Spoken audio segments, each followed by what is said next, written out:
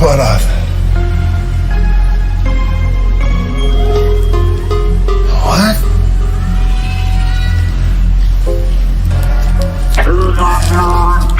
What? That can't be true. But it is.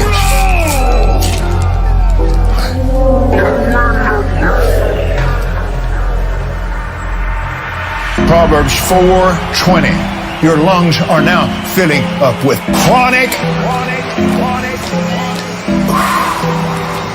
Oh, I know what that means. COVID-19! Get out of my lungs! COVID-19!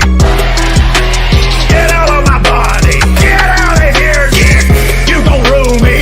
And all the symptoms came on me. And I started chilling. And I smiled. I said, you can't put that on me. And the worse it hurt, the bigger the my smile got. Elbow, I call you well. Back, I call you well. Knees, I call you well. Feet, I call you well. Kidneys, I call you well. Bladder, I call you well. Stomach, I call you well. Intestines, I call you well. COVID-19, get out of my lungs. COVID-19, get out of my body. Get out of here. And that devil comes up there. Well, you're not healed. You got COVID-19. COVID-19. Let the word fight its own fight. Here, Satan. Hold this. They said I'm better today. Well, that's COVID-19 for somebody. Now then, I have some videos I want you to watch. COVID-19! Get out of my lungs! COVID-19! Get out of my body! Get out of here! Hey, Nico Glue, Steno, get out of here! COVID-19! Get out of my lungs! COVID-19! Get out of my body! Get out of here!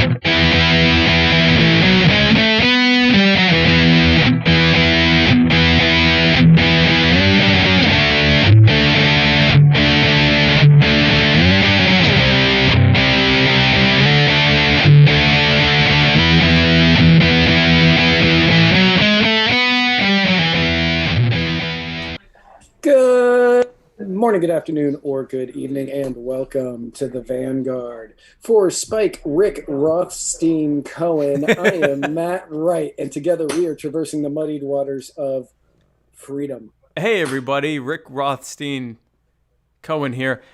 I was wondering when I saw the thing we're going to show later if you were going to do that. So, folks, thanks again for tuning in. Do that today or next week because of the thing. Oh, you just did it wrong. Well, anyway, folks, thanks again for tuning in to this Muddy Waters Media production. Be sure to share this right now. Share it right now because Mark Zuckerberg and Jack Dorsey and whoever the hell owns Google, none of these people want anyone to see what we're doing. So be sure to stick one to them by sharing this. The last thing that we want is for any of you or your loved ones to miss out on a single moment of muddied goodness. Be sure to like and subscribe and follow and whatever it is you do on whatever platform you're using to watch or listen to this, be sure to do that. And if you're doing it on YouTube, don't just hit subscribe, hit that bell, hit the bell, because then it'll blow your phone up whenever we put anything new on. And surely you want that. And give the gift of Muddy Waters today. Kids love it. First and foremost, I would like to thank Siesta Cava, siestacava.com, for the cava that I am drinking on today's episode. And allow me to thank Le Bleu, purified, ultra-pure water from wherever the blue water comes from. It is both kosher and made in America like me. Fulavanaka. Fulavanaka. So I don't know how many people out there, they may have seen that Spike, more so than me, but definitely Spike, has been getting deep faked a lot of places. And in a few of them, I unfortunately have been. I don't know why you are now being included. It's because I asked for them to stop. I made a post saying, so now I'm involved. However, there was one about a Hallmark movie called There Ain't No Such Thing as a Free Christmas. And I just want everybody to know that should we make that movie, I already have the sweater that was being worn. Let me pull that up while we're talking about it, because I'll even put on the sweater. I mean, it's really bad and it needs to end. Leave Spike Cohen alone, everyone. Leave Britney alone. Leave her alone. Leave her alone. This has gotten completely out of hand. I am sick of. There we go. I am cozy just in this Florida winter.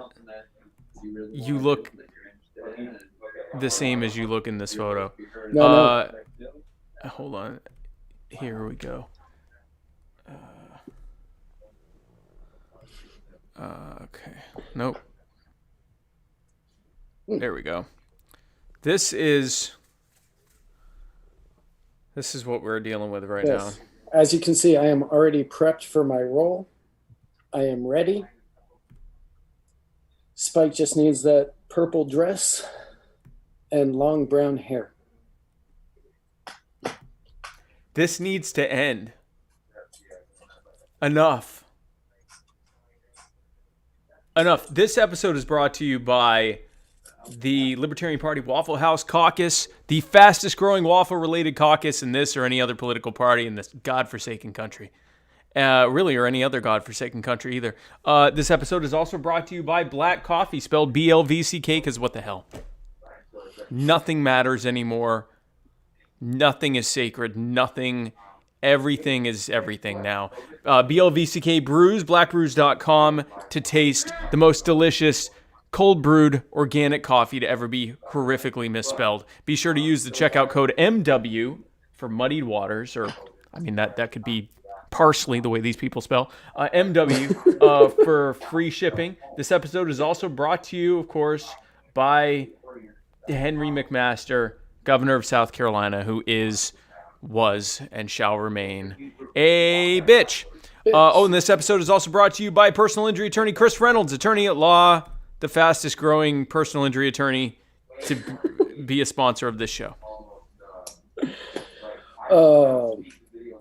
Yeah, so we have a huge show today.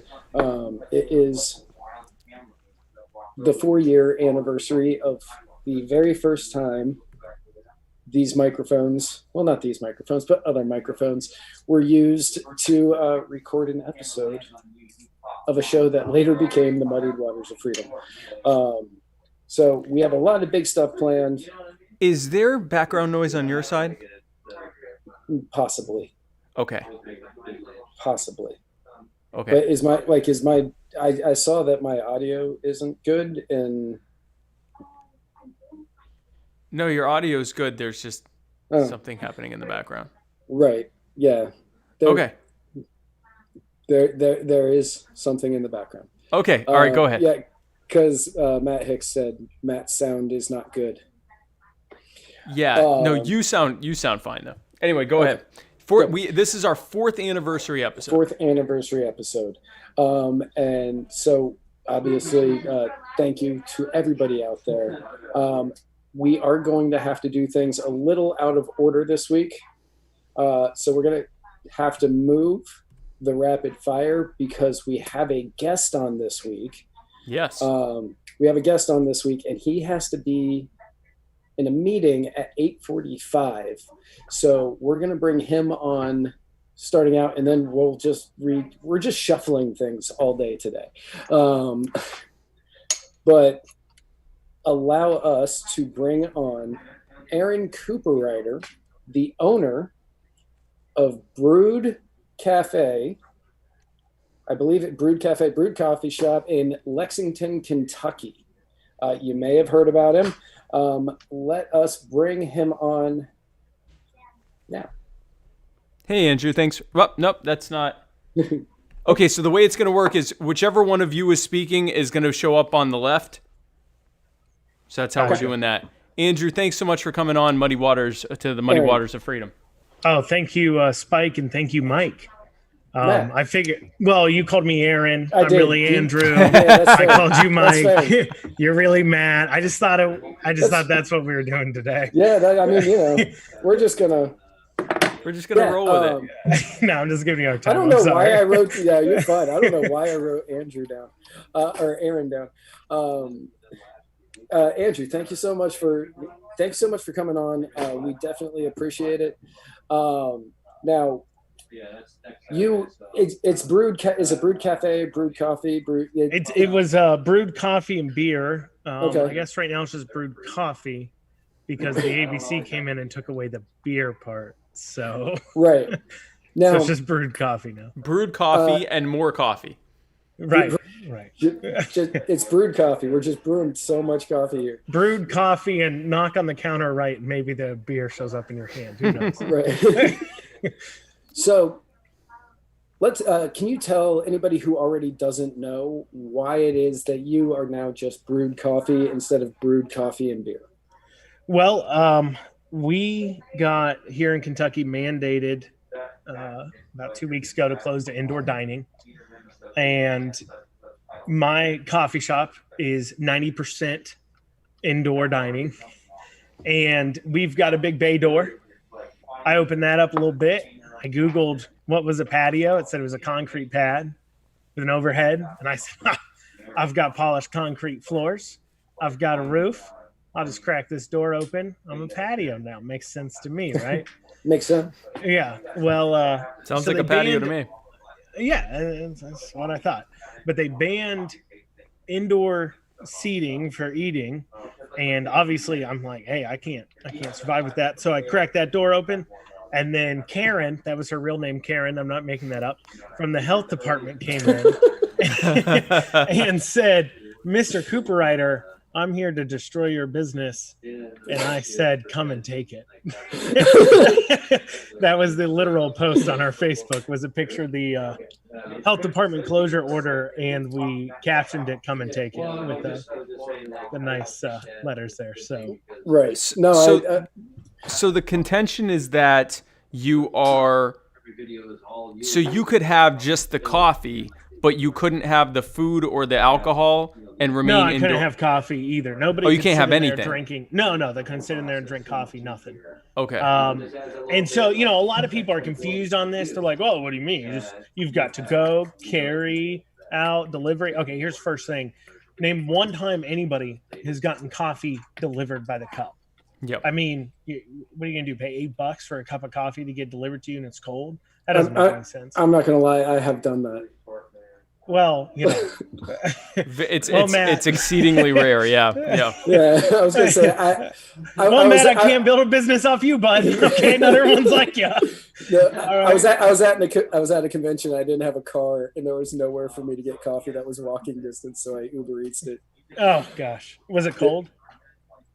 Well, I got iced for that purpose. Was the ice melted though by the time? It was. Yeah, exactly. So you had lukewarm, watery coffee. That sounds like a fantastic drinking experience. Yeah, that's how I want people to remember my business. I was gonna say that's how you want to remember it. That's the business model you want to build it on. Is all coffee being room temperature. I want to deliver coffee that hot or iced always goes up at the same temperature. Yeah. We're one temperature coffee. That's it, and it's not enjoyable. Right. But a lot of people thought, well, isn't carry out a large part of your business? And no, local coffee shops don't have carry out as a large part of their business. They do have some, don't get me wrong, but for your local coffee shops, a lot of us are what they call third places. For those who don't know, a third place is like your Panera, your Starbucks. It's a place where you can go that isn't your home or your office. A third place where you go to work or study. And so that's how our business is built off of. Our particular coffee shop has a 2,000 square foot dining area and has a rent to match. So if we're not using that 2,000 square foot dining area, we're being crushed by our rent. Right. And so when Karen came in and said, Mr. Cooperrider, these people can't be in here. I said, I'll open my door more. She said, no, you have to have 50% of your walls missing. And I refused. And it escalated from there. We had a hearing yesterday in front of a judge. It is getting very interesting. We'll see where we're going with this. So basically, you're being punished for the fact that you didn't have the funds or the availability to build a drive-through center, when you started the business, and that you don't have the tens of thousands of dollars to build one of these ridiculous outdoor tents that people are using. It's not even just tens of thousands of dollars. I'm selling coffee here. My average ticket's like $6. Right. I mean, exactly. How many propane bottles can I afford, really? I mean, listen. On a good day, your local coffee shop does $500-600 on a good day. Do you really think they can afford a tent and propane heaters and all that? Right. Exactly. And every coffee shop, like I am a coffee house misanthrope. I will hang out at coffee shops literally all day long, but none of them can survive on just to go business. People like me who sit there all day long ordering all of the different stuff while I'm, doing homework or while I'm writing or while I'm doing show notes or editing videos for the show. Like I'll sit there for 6-7 hours. I mean, I've had customers tell me like their accountant asked why they spent $500 last month at Brute because they just sit there all day ordering coffee.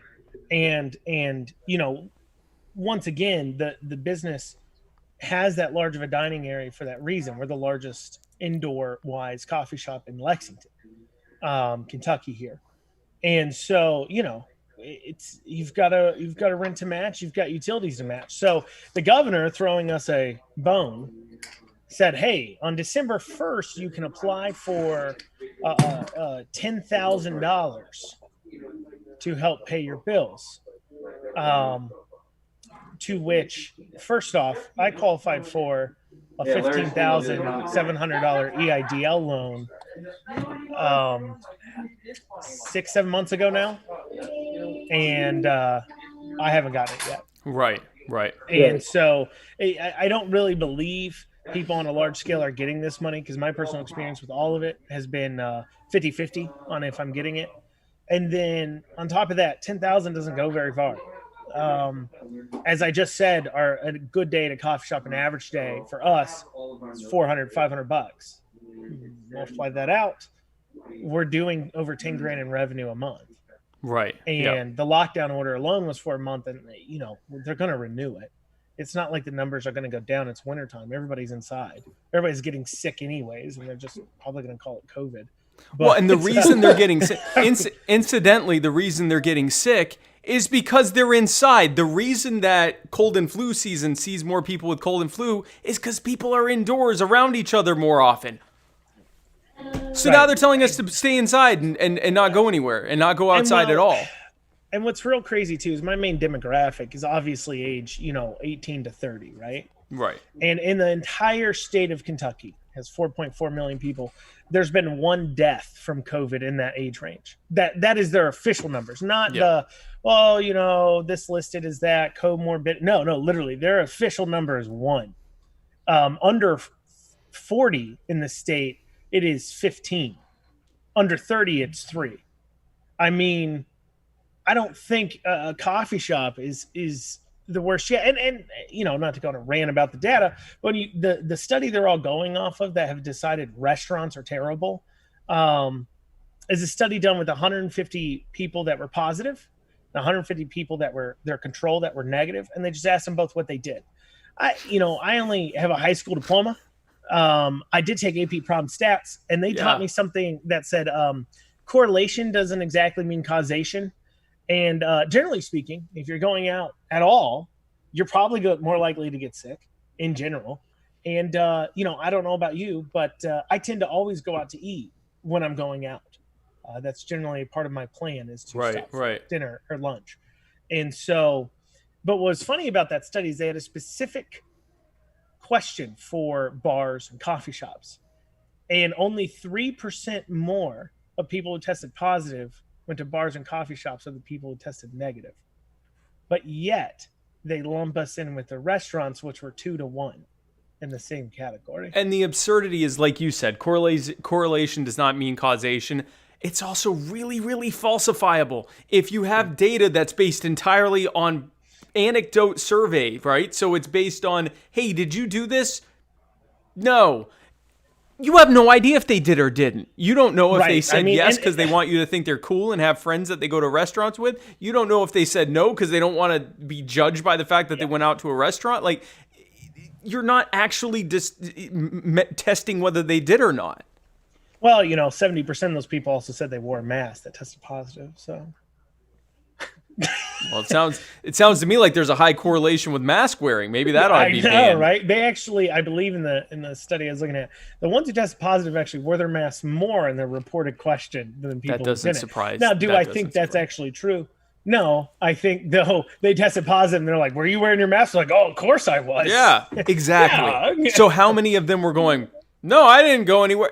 You have no way of knowing. That data is so easily falsifiable. And like you said, they're destroying people's livelihoods as a result of that. $10,000 is like, what, $14? 14 days, 15 days of your average revenue? Right. It's not there. And on top of that too, and this is what people don't understand. You are not asking business owners to forfeit money only.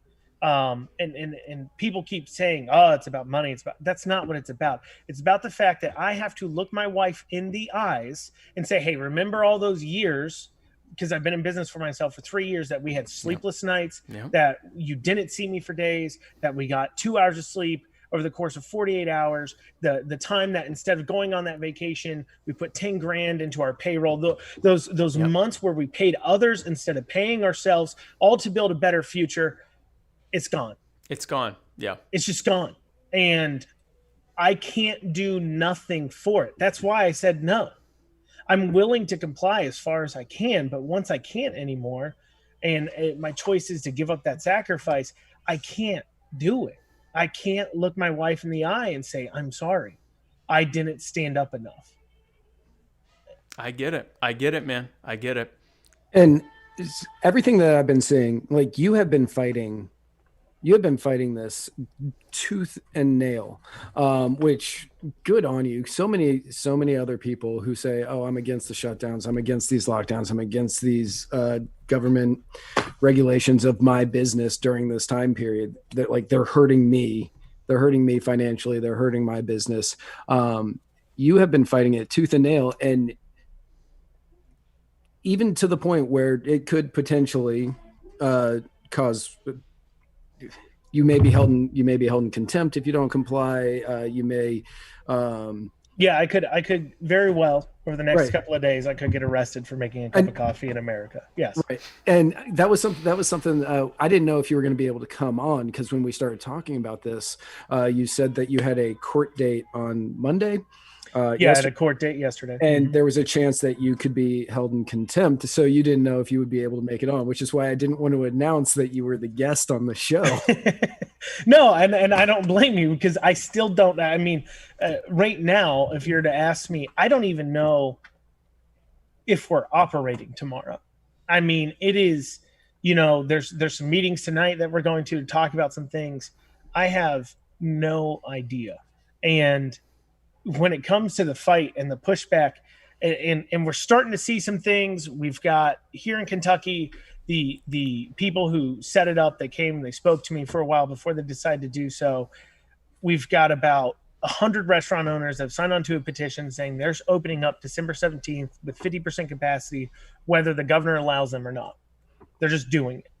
And I hope to see more and more pushback like that. Obviously, we get a lot of support from people coming out, and that's insane. But I want to see more. I know more business owners and how they feel. I know they want to open up. They need to open up. And that's the only thing is that Are you going to just sit by and let them take what you work for? Or Now- are you going to fight for it? Because they're not going to cut you another check. I'm sorry, it's not happening. No. You know, you're hearing Biden talk about $15 an hour minimum wage, which will crush small business. That will crush us. There is no way in heck your local coffee shop can survive a $15 an hour minimum wage. I'm No. telling you right now, what's going to happen? Starbucks is going to stay at the same price because they can afford it for a little bit. Your Exactly. local coffee shop has to raise its prices. Market share goes over to Starbucks. Here in 4 or 5 years, you have no local coffee shops, and Starbucks can up their prices to readjust. And all you've done is move the market share more. You hear them talking more about those types of things than you hear them worrying about, oh, what are we doing to help these small businesses that, you know, under the Fifth Amendment takings clause, we kind of owe something to, you know, because we've commandeered their property for public You've stolen good. their property. Exactly. And they're stealing your property by taking your livelihood from you. And I know you said it's not about the money. It's not just about the money, but it's also about the money. You have to pay your bills. You have to pay a mortgage. You have to pay your, you know, loans and everything else. You have to pay everything that everyone else, and maybe even put some money in your pocket and do things you'd like to do as well, just like everyone else does. They're stealing from you. Well, and it's you know, in January of this year, I was worth $3 million. I got a food stamps card in the mail yesterday. Yeah. It is literally taking people who were, if you're worried about tax money, though we all know how we feel about that, but you're taking people who are taxpayers contributing into the system, and you've to what you say all the time, they've broken my legs, and then they made me fill out paperwork to get the and crutch. I got a 50-50 shot at getting my crutch. Of getting your crutch. And then if I'm not thankful for the crutch, I'm skewered on Facebook and on social media by all the people saying you care more about money than you do people's lives. And I'm sorry, but going back once again to the numbers, 3 deaths under the age of 30, how many suicides and overdoses? I mean, in Lexington alone, in the month of August, we surpassed the amount of overdoses we had at this same point. I'm sorry. In August, we surpassed the count of overdoses we had last year. So every overdose death since August has been a surplus over the prior year. Oh, wow. And you can't tell me that's not killing my generation more. Do our generation more? Sorry, guys. Do our lives not matter too? I mean, you know, does it not matter if we're dying? I'm really confused, but I thought lives matter, and I guess they just don't. I don't know. It's a problem. Yeah, it is a massive problem, and we here at Muddied Waters, from the beginning, we were saying how this, you know, these quarantines and these lockdowns and shutdowns and all that, they're gonna cause massive depression. People are going to drink more. People are going to do drugs more. You're going to see a lot more people having alcohol related injuries and illnesses. You're going to see a lot more people having overdoses, and you're seeing that. And you're right. To a lot of people in charge, they are looking at this and they're saying, okay, COVID might kill 0.04% of the population. So we need to shut everything down. But in doing so, we are going to forget about the people who have depression issues, who have addiction issues, who are struggling to get by. And then they're just going to fall into a bad pattern after that. They're going to be pushed to having to do long after this is over. Exactly. Right. Long after this is over. Well, and you look too, look at the state of Kentucky too, as well. So right now you can't sit down my coffee shop legally and get a cup of coffee, but you can go gamble at the casino that's at 33% capacity. You can go watch the UK University of Kentucky basketball game. I forgot you guys don't live around here. And the number one source of cases in Fayette County, based upon testing, once again, I'm not saying I believe their data, I'm just using it against them, is coming from the University of Kentucky, which is open 100%. Now, why is that? Because if they don't collect their tuition, if the state does not collect those gambling money, they will go insolvent. So they've decided to leave those things open, especially gambling, which a lot of gray on those slot machines now. I don't think Yeah. that's a not at risk demographic out there pulling the handle. Yep. But but they've decided to leave those things open, in their terms, risking lives because the state can't afford it to close. Why can't I make that same decision for my own family? Right. Well, you answered your own question because you're not the government. I wanted to bring this in. One of our big fans, Matt Hicks, asked, "Is Chris Wiest involved in your suit or anything, or have you?" Yeah, so he's my civil attorney. Okay, and good. then he's my civil attorney, and then if you go to the Brood Facebook page, you can actually watch the entire hearing from yesterday. Okay. Because it was on Zoom and I live streamed. I shared that into the Muddied Waters group yesterday. Oh, okay. As kind of like a teaser of who's going to be coming on. Right. So Chris is my civil attorney, and then Good. I've got a team of 5 from the Nash Marshall criminal attorney here. Now, a lot of people ask themselves, well, why do you have a criminal attorney? Because things can get iffy. So if the worst case scenarios I've been told is I'm looking at a year in jail, which is the worst case scenario. Wow. Best case scenario, couple of fines. And it's a crapshoot. Now, have you considered rebranding yourself as not a coffee shop, but a Biden-Harris victory rally sit-in center? Well, I thought about that. Actually, in fact, in the hearing yesterday, the judge asked the health department, what is because here venues are allowed to have a capacity of 25 people. And the judge goes, why is a venue any different than a restaurant? Why can a restaurant have 25 people?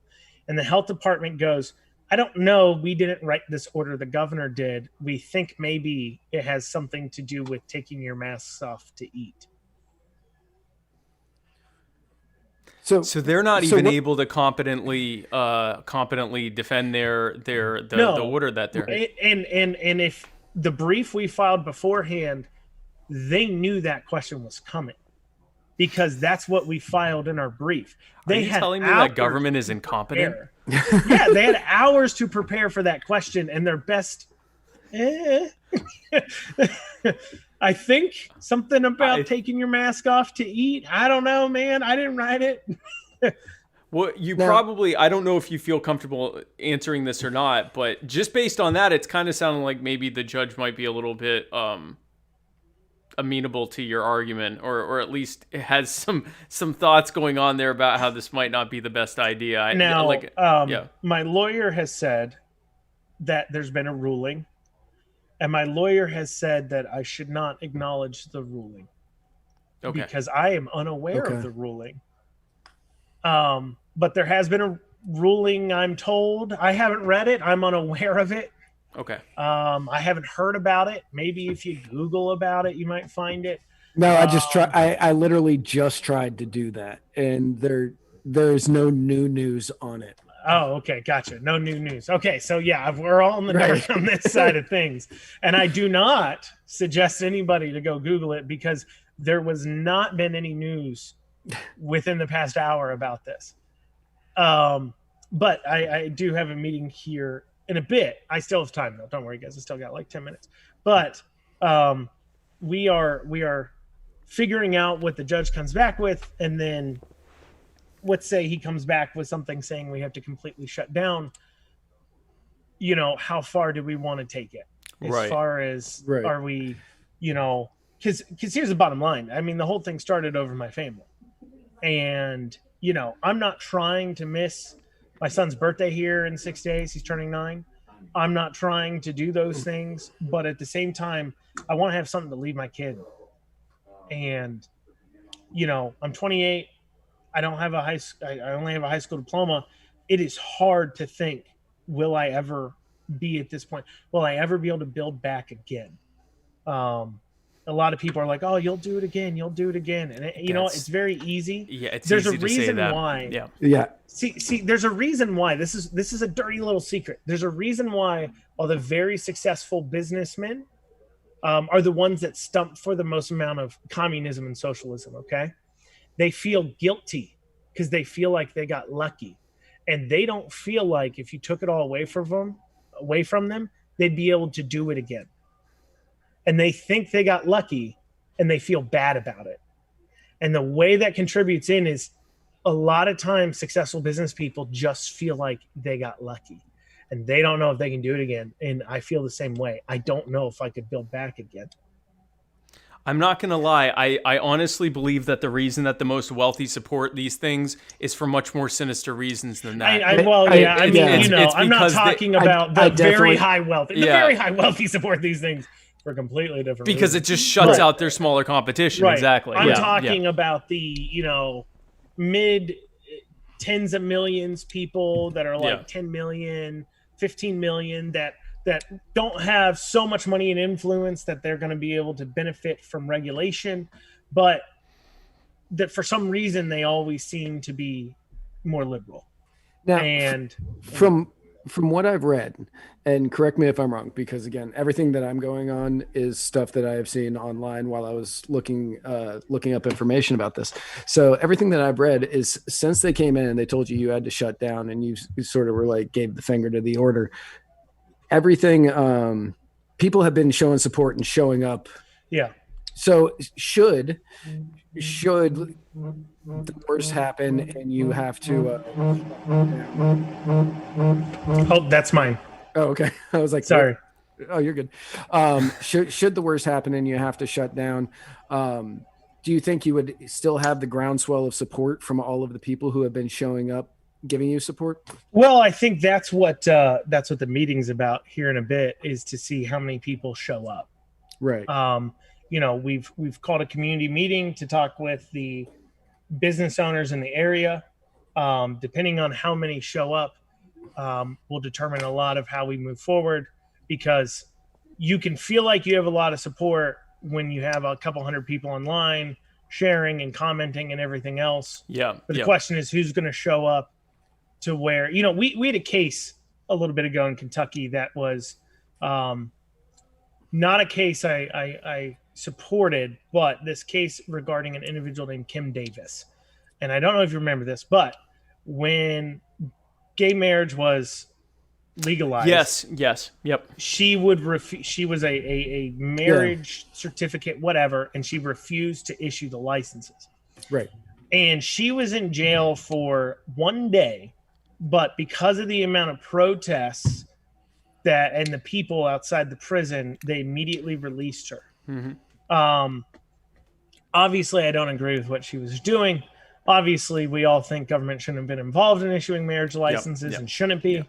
But at the same time, that shows if you have enough community support, that can be your best defense. And so if I can get together a good defense from community support, then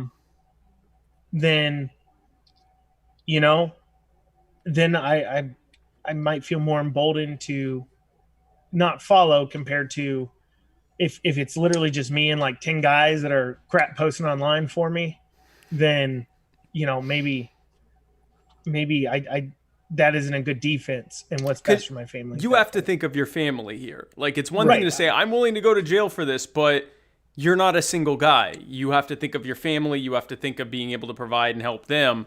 So you have to make some adult decisions here. But if you've got the support behind you, then you can do it. Right. And you know what? The health department doesn't want any part of this. I mean, obviously, they have offered to give me back my... So how this worked was, the health department came in, they're like, hey, you're not supposed to be serving. I was like, I feel like I want to anyways. And then they, long story short, they pulled my license to serve food. They then tried to call the Lexington Police Department to come arrest me and shut me down. The Lexington Police Department said, I don't want any part of this, and said they wouldn't come. And so they then had to go get then they had to file against me in court for an emergency injunctive order from a judge telling me I have to close, to get the police to actually enforce it, because these mandates are not in the traditional sense. They do not follow Kentucky Revised Statute laws, so police won't enforce the mandates. But these entities like the health department can do things to then get it to a point where police will enforce it. which is what they're doing right now, is they're trying to get it to a point where they can get the police to actually close me down.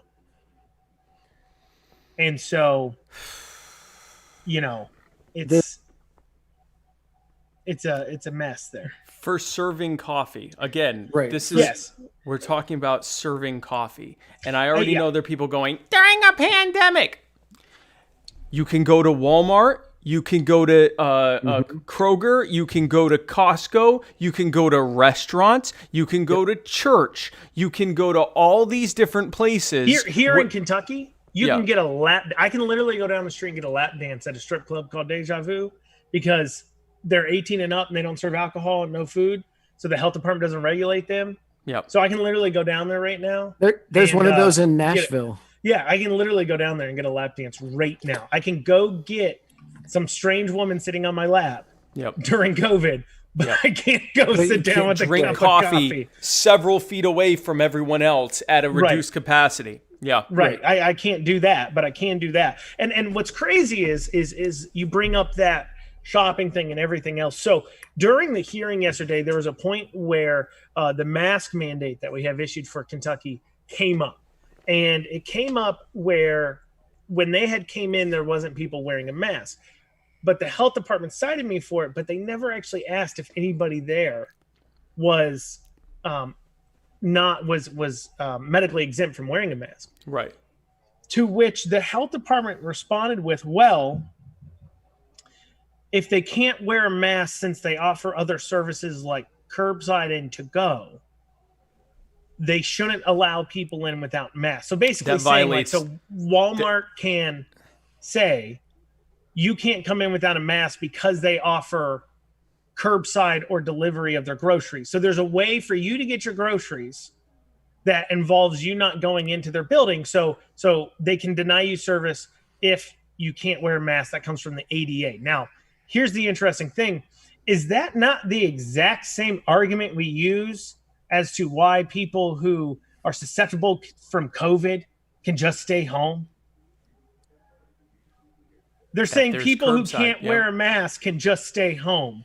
And we're saying people Or just stay outside of the business and have it Right. brought Right. to them or whatever. Yeah. Right. And Exactly. yet we're saying the same thing about people because, COVID's not exactly new. It's been around 8-9 months. We know who the at-risk groups are. It's Yep. not hard to Yep. figure it out. Hey, are you over 50? Yeah. Are you overweight? Yeah. Do you have other health complications? Yeah. You're probably at risk. Right. And so keeping that in mind, there's all these services we can, it's 2020. You can get your groceries delivered. You cannot leave. You can choose to not leave your house. And, it'd certainly be easier for the government to spend money. And not that I want the government spending money and doing things, but it would certainly be easier for them rather than trying to issue us EIDL loans for tens of thousands of dollars that do not solve the problem. Instead, spend that money on services to get seniors their groceries. That would also solve the issue, but yet we're not seeing that because you don't get to control others. Yep. Now, Which is what this is all about. Yeah. We had a very important question in the chat, and Jared Curry wants to know: do the strippers wear masks at Deja? They do. I heard they do. I don't actually know that. When I called up there to confirm this, like days ago, before we put a post on it on my Facebook page, Right. Sorry, when I went up there and I called them, Destiny told me, she said, "Sugar, I gotta wear a mask, but if you take me into the VIP room, I'll take it off." And I was like, "Whoa, that's getting real That's not dangerous going to real slow quick." the spread. I know. This I'm is pretty like certain Destiny. that's going to speed that spread right on up. It's I going to know, spread right? I was pretty like, easily Destiny. after that, Destiny. Are you Goodness. telling me you're willing to break the law in the VIP room? Destiny sounds like a super spreader. I know. In more ways than one. Super. Oh man. So you're still formulating based on the level of support you get what you're going to do moving forward, which makes perfect sense. What makes no sense is the fact that they're even doing this to you in the first place. It is utter absurdity. It is, I love to say it because I love throwing it in their faces, it's anti-science because the World Health Organization said last month, actually 2 months ago now, because it's now officially December, they said 2 months ago that long-term lockdowns do little to nothing to affect the overall spread of COVID-19, and that in the meantime, they do irreparable economic and social devastation, child malnourishment, homelessness, spousal abuse, domestic abuse, addiction, overdose, untreated illness, all sorts of other things that happen as a result of telling everyone, just stay inside forever. It doesn't work. It's a 6-year-old's response to hearing that there's a disease going around. Everyone stay inside. Till when? I don't know. That's policy right now, and it is not based on science. It's based on fear and leveraging that fear to control people. And you said it. It's a 6-year-old's response. I mean, we've been making some posts about it, but it is a failure of leadership to not be able to creatively problem solve, and that is what we're seeing. We're seeing leaders that do not know how to solve another problem other than hitting it with a hammer, saying, there we go, I fixed it. Fixed it. Fixed it. I just We did it, Patrick. Up. We saved the day. I know, I did it. I'm all good. No, I like let's creatively problem solve. Let's figure out a way to engage our community to hey, let's create a Shop for Seniors program where while you're at the grocery store, you pick up a list to purchase groceries for another person that has submitted it in and paid for it already, and then you drop it off on your way home. I don't know. I just made that up as I was sitting here. Something. Exactly. And you know what? That is a better plan than That anything the thing you government just has came up up with sitting here spitballing off the top of your head is better than anything else I've heard in terms of mitigating this illness. I got a good one. How about they stop restricting the kinds of tests that can be put out there, greatly increasing the number of tests and the availability of them so that we can more quickly find out who has or does not have COVID. That would have been great. Or getting rid of certificate of need laws that greatly Kentucky restrict has access. a certificate of need No, law. I know they are. I'm actually working with someone who's going to be running for office in 2022. Ryan Ryan Raymond He on runs that our specific GoFundMe issue. and our product page for us. Yeah, no, listen, it's absurd. Kentucky, I think there's 5,700 beds fewer, ICU beds fewer than you would have if those certificate of need laws didn't exist. Right. Those are the kind of ideas that only exist. The realities that only exist because government is standing around going, no, you can't do that. Why? Because it says here on this sheet of paper. Exactly what you just went through in court. Right. You can't do that. Why? I'm not really sure. No, I think it I has don't know something to why. do with masks. I don't know because masks speaking. He can't have 25 people because they take Masks take off to eat, but you can the eat masks have to come popcorn down. in the movie theater. COVID, when it looks at popcorn, it looks similar to COVID, and it goes, "Oh, we're already good here," and it flies away. There. That's we why have the already popcorn. taken over this. We've already taken over this theater, so we're It's good. like a defensive mechanism. It's a that defense popcorn mechanism. has. Oh no, there's already COVID here, and COVID's it's not a social virus, so it sees itself and it leaves. I heard COVID only likes good movies too. That's why they haven't released anything worth watching. So that's why the theaters are so That's safe. the problem. Another Ryan Reynolds vehicle. Okay, I'm gonna leave. I know most places apparently COVID doesn't work after 11 o'clock at night because that is when all the bars have to close down. Yep. Because That's when COVID comes out. Yeah. You also hear, when bars were open, if you sat at the table near the bar, no COVID. But if you sat at the bar, COVID. At the bar, right? But That's how the you get bartender is just all in that COVID cloud making my drinks, though. So I have a lot of questions about what are we doing for risk mitigation for my bartender, because apparently she's just in this whole COVID. She's cloud. in the COVID zone. That's why she wears that paper mask. My wife and I, yeah, exactly. My wife and I were driving back from something we went to, and we stopped at a visitor center to use the restroom. And the visitor center, usually there's two different ways to leave the restroom and go out to the door to leave. And one of them was blocked off. And as we were leaving, we had to go around the long way. And as we were leaving, my wife said, "I wonder why that's blocked off." I went, "COVID." And she said, "It's not because of COVID. That's probably what." And the guy who manned the place said, "No, it's because of COVID. We are not allowed to have two entrances out of a bathroom into the main entryway or something like that. And it was like, yeah, that'll stop COVID. If no one walks through this hallway, that's where all the COVID is. I love it when all these businesses are just doing things they never wanted to do in the first place and blaming COVID. Like I was in Qdoba the other day and I was like, yeah, can I get a glass of water? They're like, you got to buy a bottle. And I'm like, why? They're like, COVID. I'm like, you sure you just don't want to give me a free glass of water? Sorry, sure. The shake machine, milkshake machine's broken. It's COVID. It's got COVID. COVID. It just came down with a case of COVID. This is legitimately McDonald's heyday because they can just say everything that's broken. Everything is broken because of COVID. Everything that's broken, it's we COVID. Called out our guy to fix it, but he was near somebody who was near somebody that tested positive for COVID. So milkshakes are filled with COVID. Sorry, you can't have a milkshake. You gotta wait. Our Oreo guy had maybe a sniffle the other day, so we don't want him coming by. So that Oreos. Soft serve ice cream we have, no milkshake. Sorry. I know, like you could literally get away with anything if you just claim it's COVID's fault. It's ridiculous.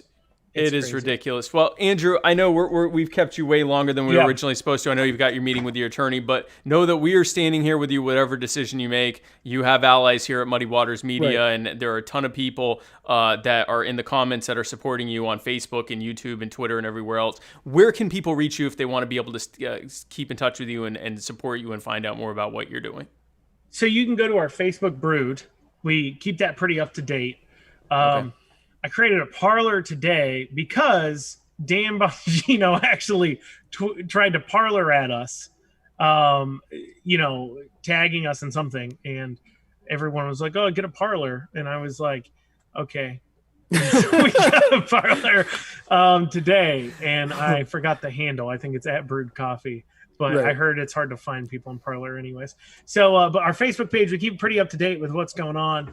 You can see announcements. You can just Google Brood. We've been pretty, on the news as far as it goes. We make the front page news just about every day around here in these parts.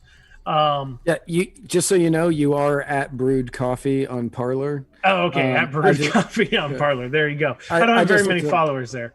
But you just gained Muddied Waters Media as a follower. Nice. So and so follow us there, depending on what the judge hands down and depending on our support, depends on what we do. I know the health department just wants the bleeding to stop. They're begging us, just take back your food license and do to go and carry out and stop going to the media and telling everybody what terrible people we are. They keep leaving that option on the table for us. They really want us to do that. I really don't know if we can survive or not. I mean, obviously with the amount of attention we got, the calculation shifts because we've got more business coming in and, maybe now that more people know about us, maybe we can survive on carry out. But at the same time, I don't like just one man's whims telling me whether or not a person can pick up coffee or not. Which is literally what this is. You have Governor Beshear just deciding, willy-nilly who can and can't be open based on who's greasing his pockets. Right. A lot of elected leaders in the state leadership have gotten in communication with me, and a lot of federal ones too as well. And they have informed me that the way Andy Beshear, our governor, makes his decisions, this last lockdown mandate, apparently he walked in to the Republicans, right? Which, keep in mind, they run everything else other than the governor's chair. Right. And walked into the Republicans 5 minutes before the press conference and said, I have 5 minutes. You can ask one question. As he then went off and shut down an entire industry. Now, correct me if I'm wrong. Do a lot of the restaurant owners in Kentucky, are they planning a protest for December 14th that they're going to open no matter what?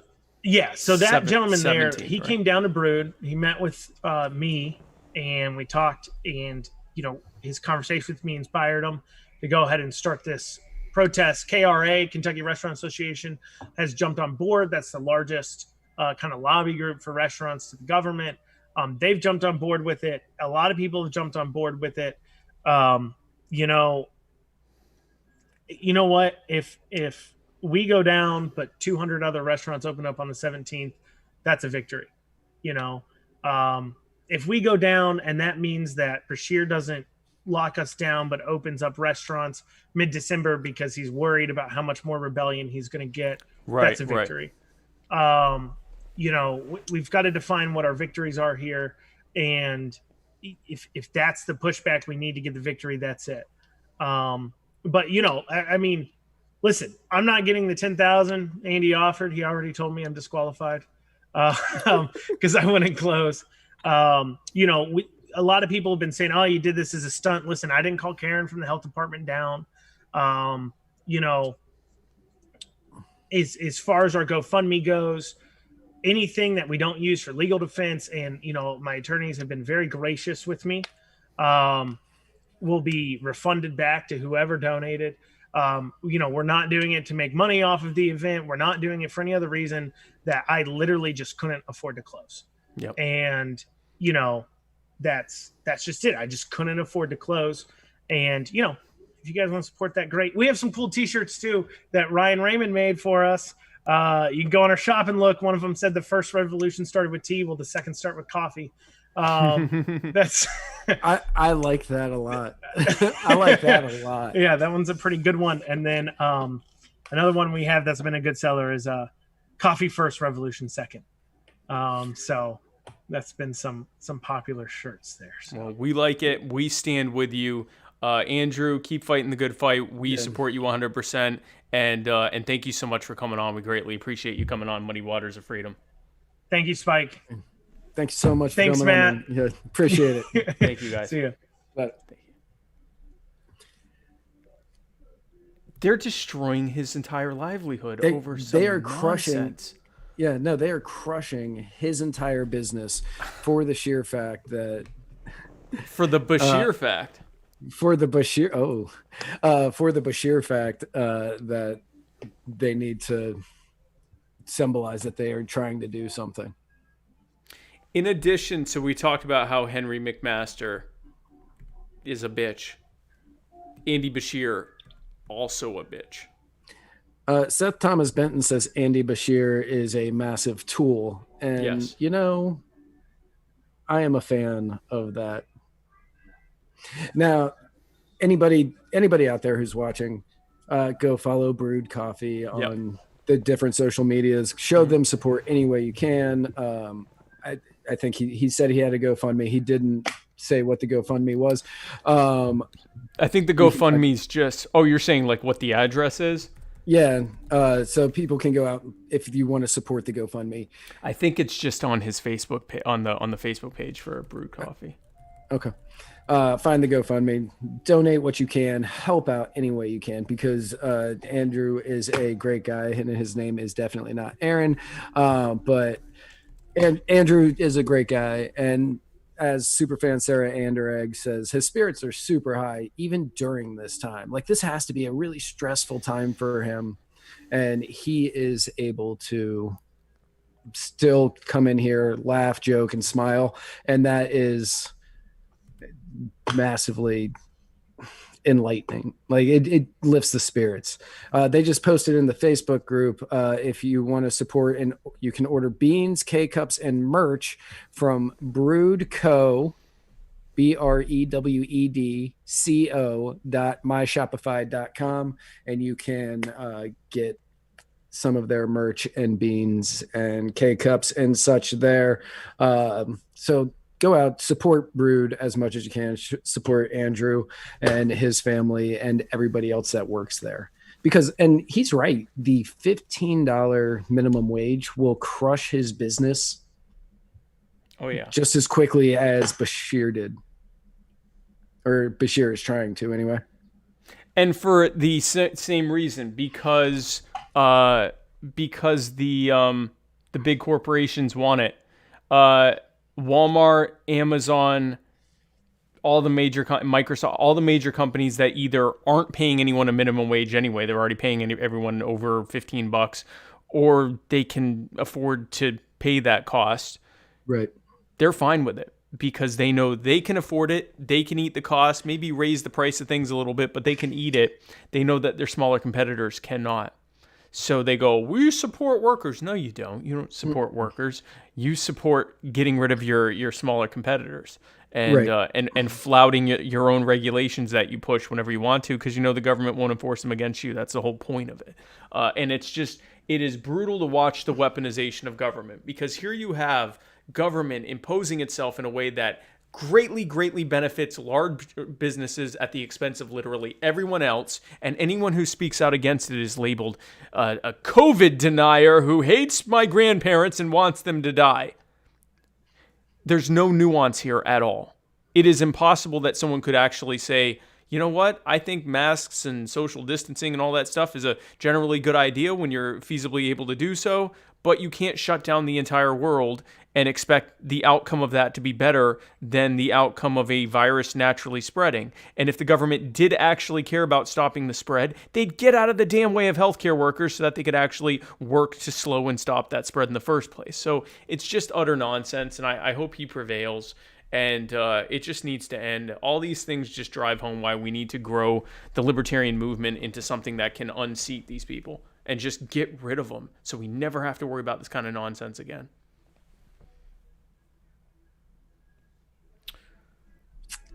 But we were happy to have him on as a guest. Right. So now, No, absolutely. I'm super glad that he came on. Now speaking of coffee, I was gonna say I don't know how to segue into the rapid fire from that. Speaking of coffee, here is the segment we usually do at the beginning, which is the black coffee, cold brewed, caffeinated, rapid fire segment, brought to you by Black Brews Coffee, spelled BLVCK. Go to blackbrews.com and use code MW for free shipping, Matt. That's right. Now, last week, a 10-foot tall monolith was found in the Utah desert by a group of scientists who were counting goats. And God, I wish I was making that up, because that is a fun sentence to say out loud. So this monolith was found, made news all over the place. You may have heard about it. But over the weekend, the Bureau of Land Management, known as BLM, announced that the structure was removed from the public lands by an unknown party. And the reason that it was removed by an unknown party was because it was private property and they were not allowed to touch it. However, oddly enough, another one appeared in Romania shortly after the first one disappeared. Now, in other hard to explain things from this week, it was reported that Joe Biden won a record low of 17% of counties and ended up with the largest vote total in history. That actually doesn't surprise me. That speaks to the increasingly polarized nature of voting, where an increasing, it is just these highly centralized coastal and high population areas that are overwhelmingly voting one way, and these large sprawling rural and small suburban areas that are overwhelmingly voting another way. So normally I would agree with you. But in these cases, when Obama won in 2008, he won with 28. I believe it was 28% of the counties, and he had 69 million votes, rounded 69 million. Right. It wasn't on the nose. When he won in 12, he had 22% with 64 million. Right. So there was a drop off. This was another 5% drop off. But he jumped up in votes by 15, 16 million. Now, that's where I'm like, something about that seems off. Those numbers don't add up in my head. And yeah, there's going to be demographic shifts. You're going to have a lot of older people who are passing away and a lot of younger people who are moving in and becoming voters. Voting age and yeah. Right, voting age. And for the most part, the older people who are going to be dying off are going to be more conservative, and the people who are going to be coming in are going to be more liberal. However, the 16 million jump it doesn't make sense to me. Well, I would normally say this, but over the weekend, Joe Biden did weigh in on this controversy. That was the wrong one.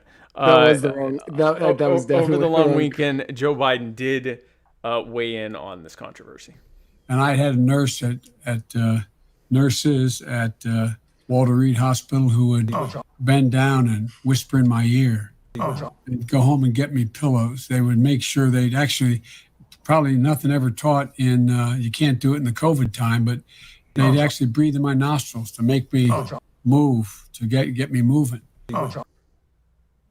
Now, so I have seen that video, I don't know how many times since I first put it into the notes, but something just clicked. The nurses would go home to get him pillows. Yeah. The pillows at the hospital at Walter Reed, not good enough. No. They went home to get pillows. They went home. They got the good home pillows. Yeah, they got their pillows and brought them to him. Mom, can we get pillows at Walter Reed Hospital? We got pillows at home. Pillows at home. Oh. Now, speaking of Joe Biden, he gave a speech last Thursday on the day of thanks to a church. And for all of you out there who thought that possibly the stress of the campaign was causing him to say all these crazy things, and now that it's over, he's gonna have less of those moments, less gaffes and stuff. You would, well, We can, with the help of God, heal. And if we do, and I'm sure we can proclaim the palmist, with the palmist who wrote these following words: "The Lord is my strength and my shield." The palmist. the palmist. I'm Jewish and knew he meant the psalmist. I'm glad because I heard that and I went, I don't know what he's talking about. When that palmist hits. Yeah, when that palmist hits. You know, back in school, they called me the palmist. The palmist. 4 years of this, guys. Well, up to 4 years until he dies. This is... Or 20 gets 25th Amendment. Or gets 25th Amendment. It did. Right. It's because, guys, it's not going to get better. It's definitely not getting This better. is dementia. He's only going to get more. You know, Ronald Reagan, they joked about his last 2-3 years in office where he started going downhill. He was getting older. He was sleeping more. He would sleep during meetings. He would sometimes say some goofy stuff. Biden is starting off worse than Reagan did when he was leaving. Yes. This is bad. Reagan at the end of his term was still able to give very coherent speeches. It was when he would talk off the cuff that it would get weird. Biden's been like that forever. Now he's having a hard time with the speeches. He remembers what the palmist. He's been having trouble with a teleprompter for a while now. I got news for you. If you don't vote for Joe Biden, you ain't a palmist. 4 years of this. 4 years. 4 years of palmists. 4 years. Come on, man. Come on, man. Come on, man. Come on, man. Corn Pop was a bad dude. Corn Pop was a bad dude. Now, thankfully, the good news is Donald Trump's not going to be president anymore. So you take your victories where you. There is a silver lining. It's that. It's that.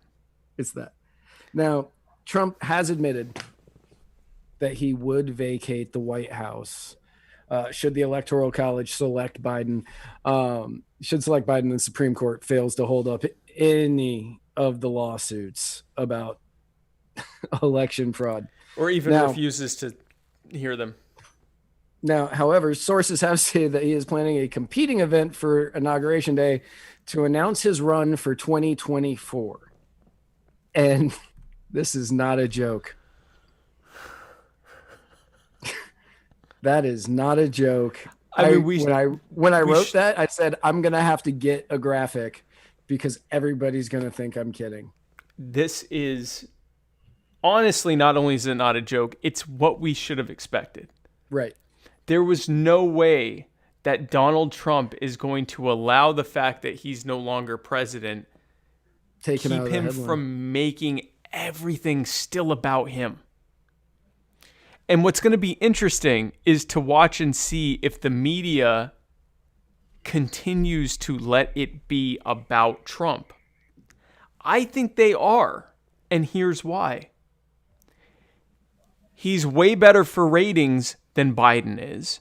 And for the part of the media who prefers Biden over Trump, all you got to do to make Biden look more palatable is focus it on Trump. And if you're part of the right-wing media, your voter base is part of the cult of personality of Donald Trump. Right. There is no downside. If you are part of corporate media, there is no downside to continuing to primarily cover Donald Trump. I don't know if it's going to work long term because a lot of people that I know who didn't even vote for Biden, who either voted for us or even some that voted for Trump because they didn't like Biden, they breathed a sigh of relief and said, well, at least we won't have to deal with Trump anymore. And I'm thinking, yeah, no, that's not how it works. Mm-mm. No. He's not going away. Trump goes back to The Apprentice. Could you imagine that season? Like, would NBC hire him back? No, it would have to be on like OAN or something like that. Right. It would be like on The Blaze or OAN. Yeah. Probably not even The Blaze. It'd be on OAN. Right. Oh man, or it'd be on Twitter. He'd just have it on Periscope, and then they'd have things come up saying we dispute everything in this episode. Right. None Oh, of this my is Lord. real. None of this is real. Now, speaking of Trump, now a lot of you may remember if you tuned in last week. Yes. We discussed Sidney Powell being disowned from the Trump campaign for saying some questionable things about Georgia Governor Kemp and Secretary of State Brad Raffensperger. Because if there's one thing that the Donald Trump campaign hates, it's disparaging people close to him because they didn't completely act in lockstep of whatever he wanted them to do. And what she said, which I'm going to paraphrase, Yes. is that the Georgia governor, Brian Kemp, and that Brad Raffensperger took money to include Dominion voting systems as their primary voting thing.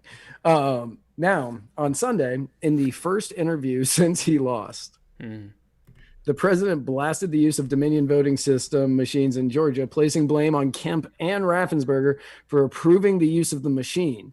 He said, everything has to be approved by the legislature, and they had judges making deals, and they had electoral officials making deals like this character in Georgia who's a disaster. This character in Georgia. What's that? This character in Georgia, a Republican. A Republican Secretary of State. Yeah. Everything has to be approved by the legislature. Nope. And the governor's done nothing. He's done absolutely nothing. I'm ashamed that I endorsed him, but I look what's going on. But I look what's going on. It's so terrible. There is an upcoming election Yep. happening in Georgia, which will decide which party controls the Senate. And not just that, it'll decide whether there is any opposition in control of either house of the Congress against Joe Biden, or if it's a completely Democrat House and Congress. And so on the eve of this runoff election that's going to decide this, Donald Trump is primarily messaging that the way of voting in Georgia is flawed for Democrats and is a sham. The implicit message there is that if you are a Republican, it is a waste of time voting for voting at all.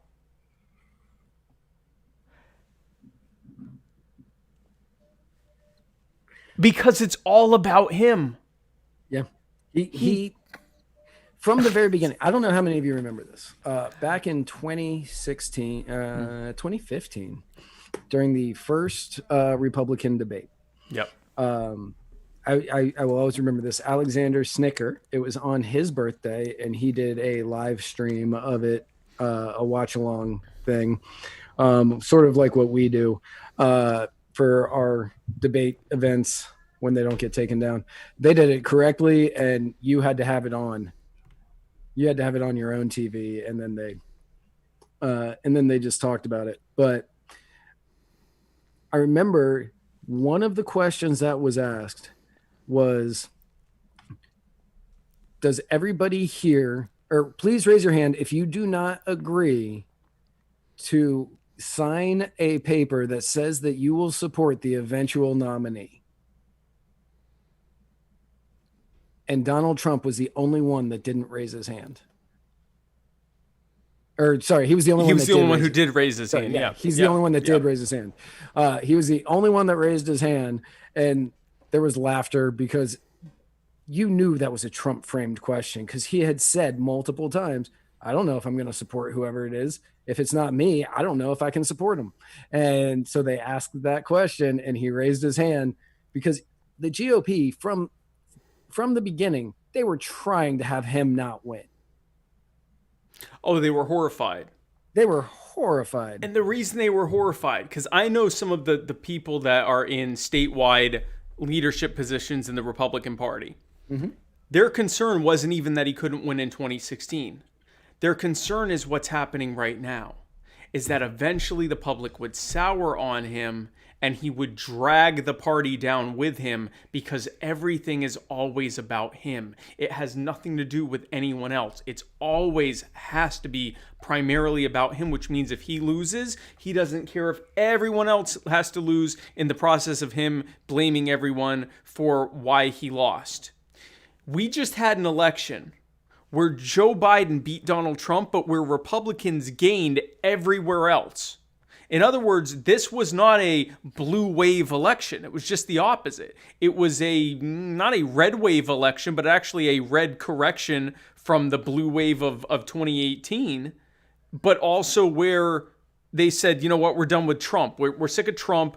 We'll take Biden. Biden, fine, whatever. We'll settle for Biden, but we don't want Democrats. There were fewer Democrats that got elected back to their houses, seats in the House and in state legislatures and in state governors' offices. The only reason that Democrats came closer to winning the Senate is because Republicans were having to defend a record number of seats in blue states because they were defending the seats from the 2014 red wave election that happened, which is a shocker that they were able to maintain or even come close to maintaining their majority. Everyone expected them to lose their majority, even if Trump won. So this was the public saying, no thanks, we're done with Trump. We've had that was fun. No more Trump, please. And Donald Trump is going to be bound and determined to take his cult of personality and force it to make the GOP the party of Trump. And I don't know how they're going to fix this, man. He's gonna probably be the 2024 nominee. I think he would be too old for it. I honestly do. Because he's what, 74? Yeah. So he's 74. Biden is right now, I believe Biden is the oldest president. Yes. Right. Either one of them would have been the oldest president if either one was elected. They would be the oldest president. He would then be older than Biden at the time that inauguration happens. Yes. And I don't think that the Republican Party would reelect him. However, I am not saying that it wouldn't be one of his children. I think it's going to be Trump. I mean, I think it will be a Trump. No, I mean, I think it's going to be Donald Trump Sr. I really do. I think that I think he's going to just way too early to tell. Oh, of course. Yeah, I wouldn't put money on it, and there's all sorts of things that could happen, but I feel as confident about this as I did back in when we were talking in like 2018, talking about who was going to be the nominee, and we were like, it's going to be Biden. Everyone's like, Bernie Sanders. No, it's going to be Biden. No, it's going to be Biden. Gosh, what are their names now? Mayor Pete Buttigieg. It's gonna be Biden. Mayor Pete's on the list of potentials for UN. Okay. The mayor of South Bend is going to be the man head of who the person, the ambassador to the UN. Mayor Pete is the most, like, if I had to put nonplussed and make it a person, it would be Mayor Pete. milk toast. Milk toast. Just, have you seen him kiss his husband? No. So if you had to come up, so you know the people that are like, I'm fine with people being gay, I just don't want them to put it in my face. They could watch Mayor Pete kiss his husband and go, I'm fine with that. Like they go and they're like, and then they just like continue doing their thing. It's like two like goldfish.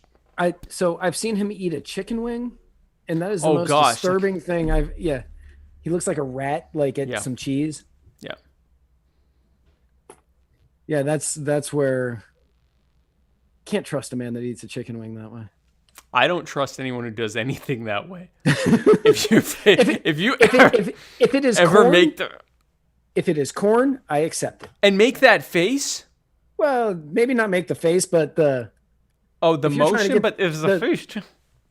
Yeah, because he's got that. He looks like Mike Krzyzewski when he's angry. That's Speaking of which, speaking of sports jokes. So quick prediction. Okay.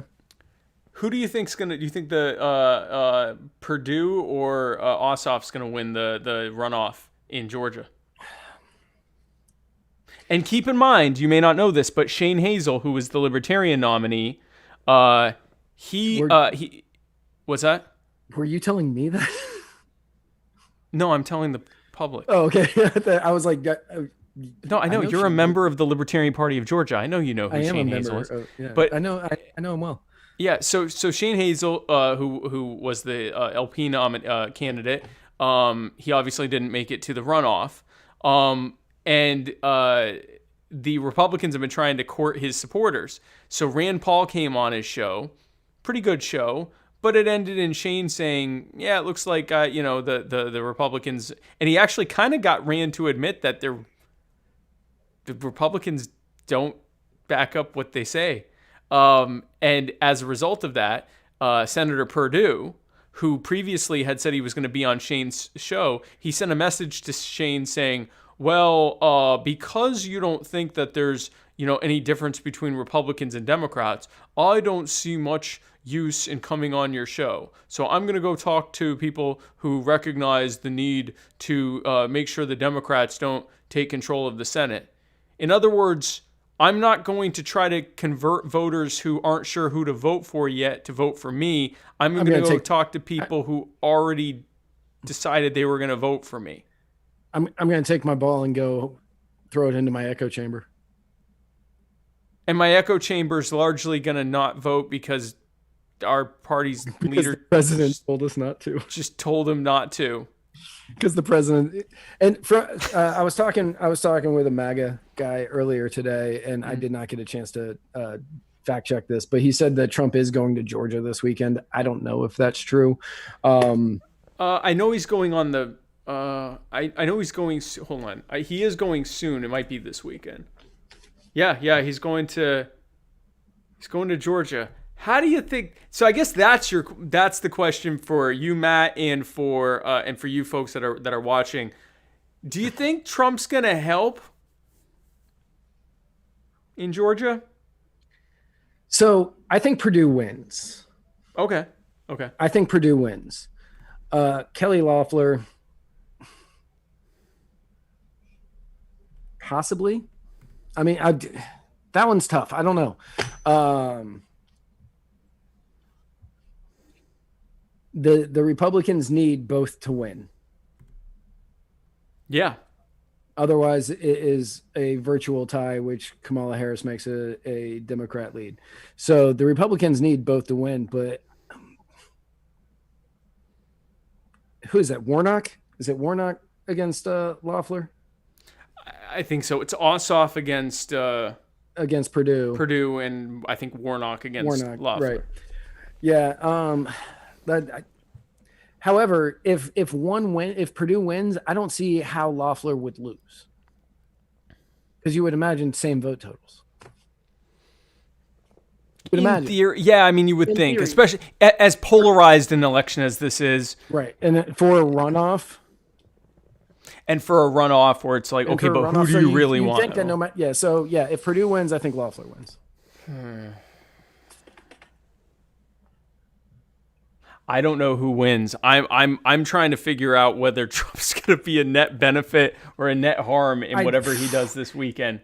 I think he's going to go down there and not even help himself and just be like, these machines, the Dominion and Hugo Chavez, and I think he's gonna really demoralize the exact voters that Loeffler and Purdue need. And what's crazy is they can't do anything to rebuke him. They have to just take it. It's 100% going to depend on which Trump shows up. Like whether it's I'm still bitter about this election and Georgia screwed me over and the Dominion voting systems made me lose and these are the worst voting systems in the history of voting. So if that guy shows up, hurt. If he goes down, he's like, we need to rally behind David Perdue and Kelly Loeffler, and we need to show up and vote and whatever. He helps. So it really depends on how angry he is that morning. Yeah, but here's the thing, though. No, and I agree with you how he comes in, but I think even if he comes in chipper, it's inevitably going to go into, I was robbed, they robbed me of everything, Dominion, these voting machines, it's a sham, it's a big travesty, and the courts are covering it up, and this governor here that I wish I hadn't endorsed him, he sucks, Hugo Chavez. Like, I've never watched more than a couple minutes of a Trump rally. I might watch this one. Right. I might watch this one. I would watch it. For the same reason that I might watch stream this one. A train wreck. Oh, wow. We'll have to find out when it is and see if we can do that. See if that's possible. So I love the comments here. Our supporters are all very right. They're like, it doesn't matter who wins. A Republican wins either way. Libertarians always win because we get proven right when these people suck. This is all. It's all good. You guys are right. You guys are absolutely right. Someone's saying that Trump's going to say, "Show those rotten Democrats that we can win even with their fixed machines." And that's the message. Is like, let's go win with this sham of a system that robbed me and you of our votes. Let's do it again a couple weeks later. I am. Oh, Patricia Marie asked, what type of drinking game for the rally? Any of them, you'll die of an overdose of alcohol. Anytime he says the word Dominion, rigged. No. You will die. You will die. You will. That was like saying law and order. Anytime they say law and order. Anytime they say law and order. You will die. A drinking game with Donald Trump right now is either going to be you die or you're stone sober. Like, it's not, yeah. Yeah. It's, man, what a time to be alive, folks. So speaking of which, speaking of being alive, now it's time for the personal injury attorney, Chris Reynolds, attorney at law, Anchor call-in moment, where we take your calls, your messages that you left on Anchor, which you can do at any time. You can go to anchor.fm/muddiedwaters and leave messages for us. There's also a little button there to leave a donation if you want to. You can give us money. Give us money. But you can go on there and leave messages, and we answer them every week. And we have quite a few questions. From 3 people, we have 14 messages. Oh, God. We have 14 messages from 3 people. Let's get right on that right now. 9 of them are from Laser Legend. 9 of them are from the Laser Legend. So let's get started right now with a message. Oh, a message from Chris Reynolds. That's been a minute. personal injury attorney Chris Reynolds here with your AOC Millennial Minute. The Supreme Court has decided to hear arguments on the case involving whether or not illegal immigrants should be counted in the census and the ramifications that would ostensibly have on things like how many House members are allocated to each state and federal funding. Estimates say essentially that a few states would probably gain a House member and a few states would probably lose one. The bigger thing probably is the federal funding. But I wanted to kind of get your guys' opinion on that, or if it's going to be one of Matt's favorites, the good old PCA. And I also wanted to get your guys' opinion on whether or not this should even be decided by the judiciary, or if this should be something where the law is changed. Thanks. So first of all, it should be handled by the legislature, preferably not the courts. But what's a PCA? I don't know what a PCA is. I assumed it was something soccer related. It might be. I don't actually know anything about soccer. So I want to hear your thoughts on this first. Do you think that people that are here illegally should be able to count in the census? So I don't think there should be one. I don't think there should be a census. I don't think they should be taking a record of us. Since there is one, honestly, no. And that could be my GOP coming through, like the roots that I grew up with. Right. Like, I don't think we should have a census. We should not have a government funded and backed census. Since we have one, no, I don't think so. I think go ahead. But it should be handled by the judiciary as opposed to legislature. You do think the court should handle it as opposed to Yes. Okay. I think that the courts will say whether or not that was in the framing, and then you just have to accept it. So sticking with what the founders intended as opposed to creating a new legislation. Okay, that's fair enough. Right. So my thought on this is I would be a little bit more agreeable to the idea of, well, it should only include people that are, legally able to participate in, voting and all of that stuff, if it didn't include prisoners. So our census includes prisoners, and there are some rural districts where something like 98% of their population includes prisoners that are in their zip code or in their, census metro area.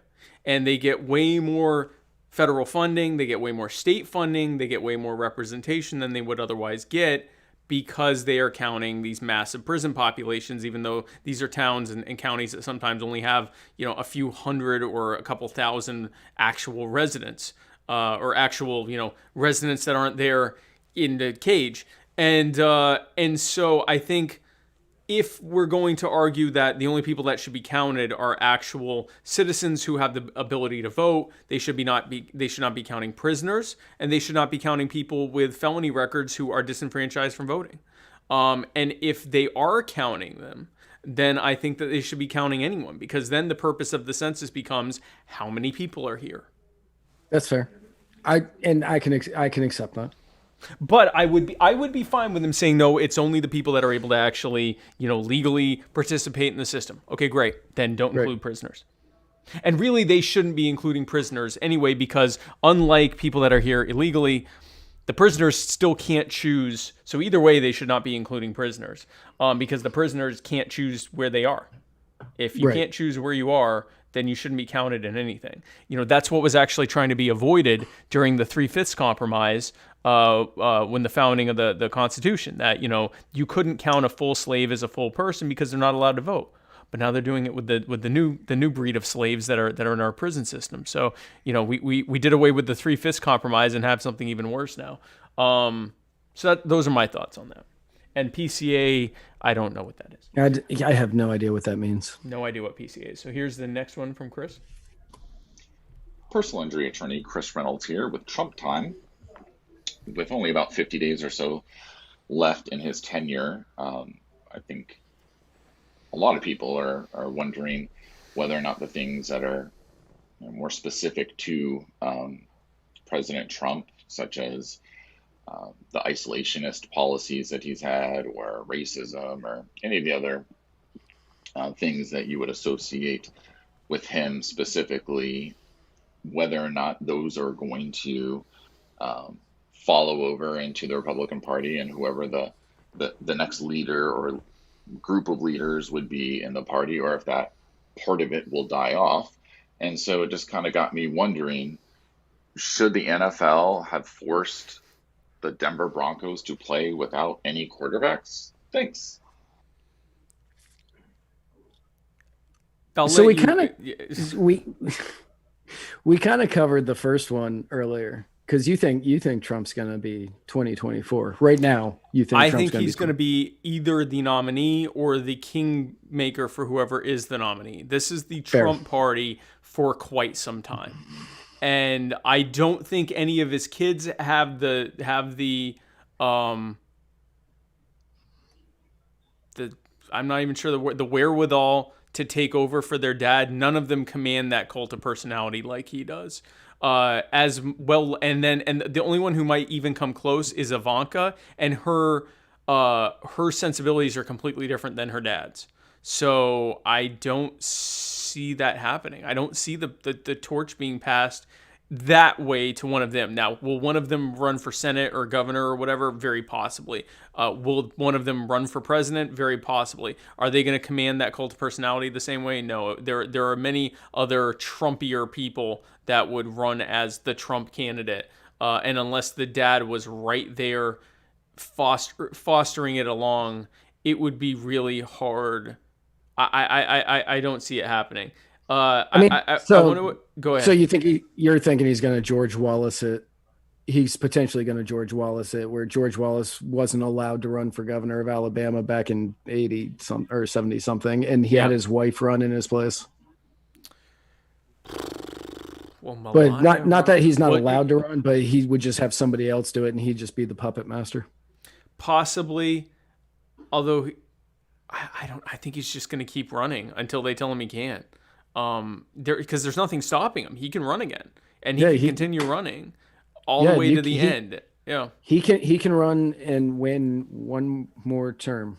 Yeah, he can continue running until he wins another term, and if he doesn't, he can just keep running. And I think now I want to address the first part where so first of all, Trump has not been isolationist. He has been a neocon light. Where he has not started any new wars. He's only continued to expand the existing ones. So he's certainly not isolationist or even non-interventionist.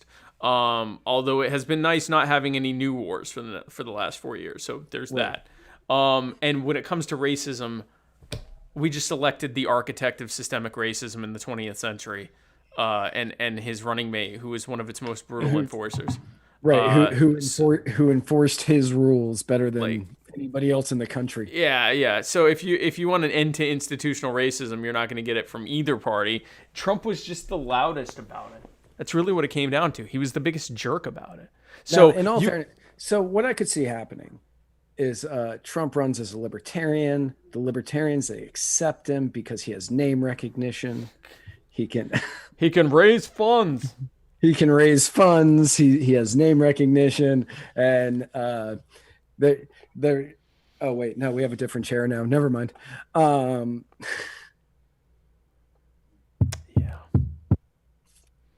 Sorry, Joe. Didn't mean that about you.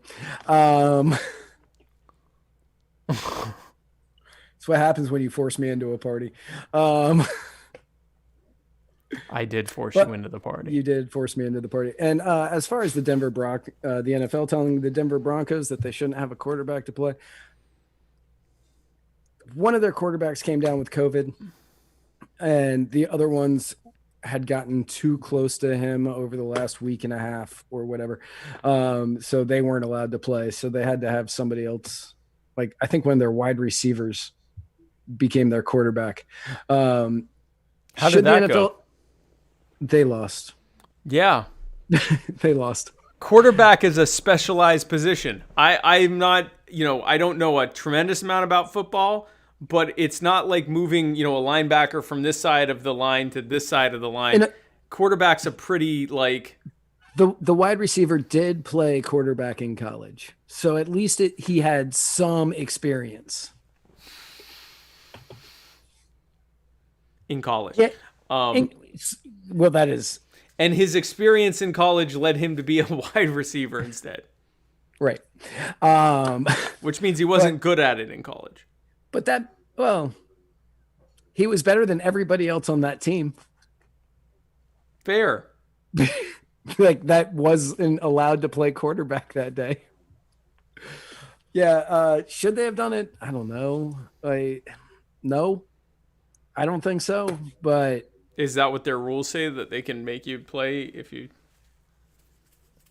no. So all of the quarterbacks were in too close of contact with somebody who had COVID, so none Right. of them were allowed to play in the game.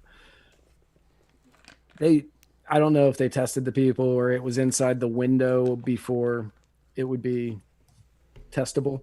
So they just said, no, you guys don't have a quarterback. Figure it out. And no, I don't think that they should have done that, but this is the new normal. This is the new normal. And We're all in this together. We're all in it together. And we need to make sure that the multi-millionaires on the football field who have excellent health care. We're all in this together.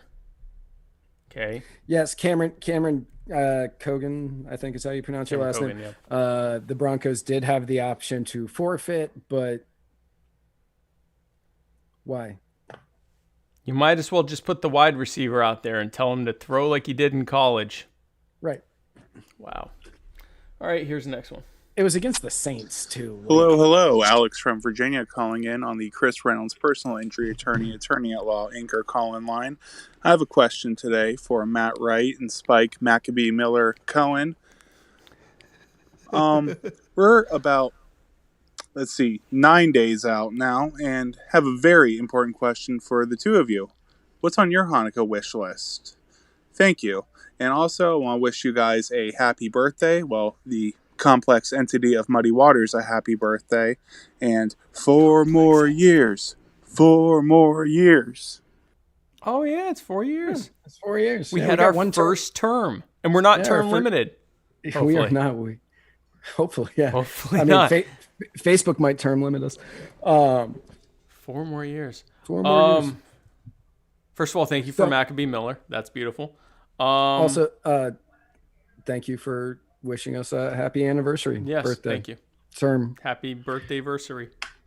And so, superfan Sarah Anderegg, I don't know if you can look at me and say that man is not Jewish, but I am not Jewish. However, my beautiful, wonderful girlfriend, Sarah Anderegg, got me these shoes for Hanukkah that she just could not wait to give me. Did she make those, or did someone make them for you? Somebody made them.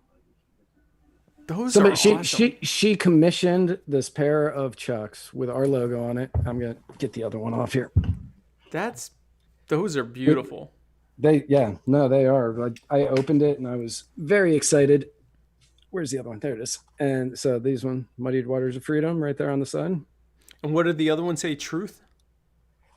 Yeah, that one says truth on that side, and then it says, hang on a second, got to cover up a word, justice and equality, and then a word that we don't really believe in, and then on the other side it says freedom and liberty on that one. What is the word that we don't believe in? Democracy. Okay. I thought it was like something terrible or something, like some kind of like disguise. That was like, No, I opened them and I got misty. I wouldn't say I teared up, but got a little misty because that is a very that's a very thoughtful gift. That is a very thoughtful and very personal gift, and obviously she knows me quite well, and I love her very dearly. And thank you so much for those because they are awesome, and I will wear them all the time. She's been just filling you with delicious Jewish pastries and baked goods. Oh my Lord! Kugel and babka and challah. Um, no, there is no new baby on the way for anybody who is asking. She is not pregnant yet. Um, not for lack of trying though.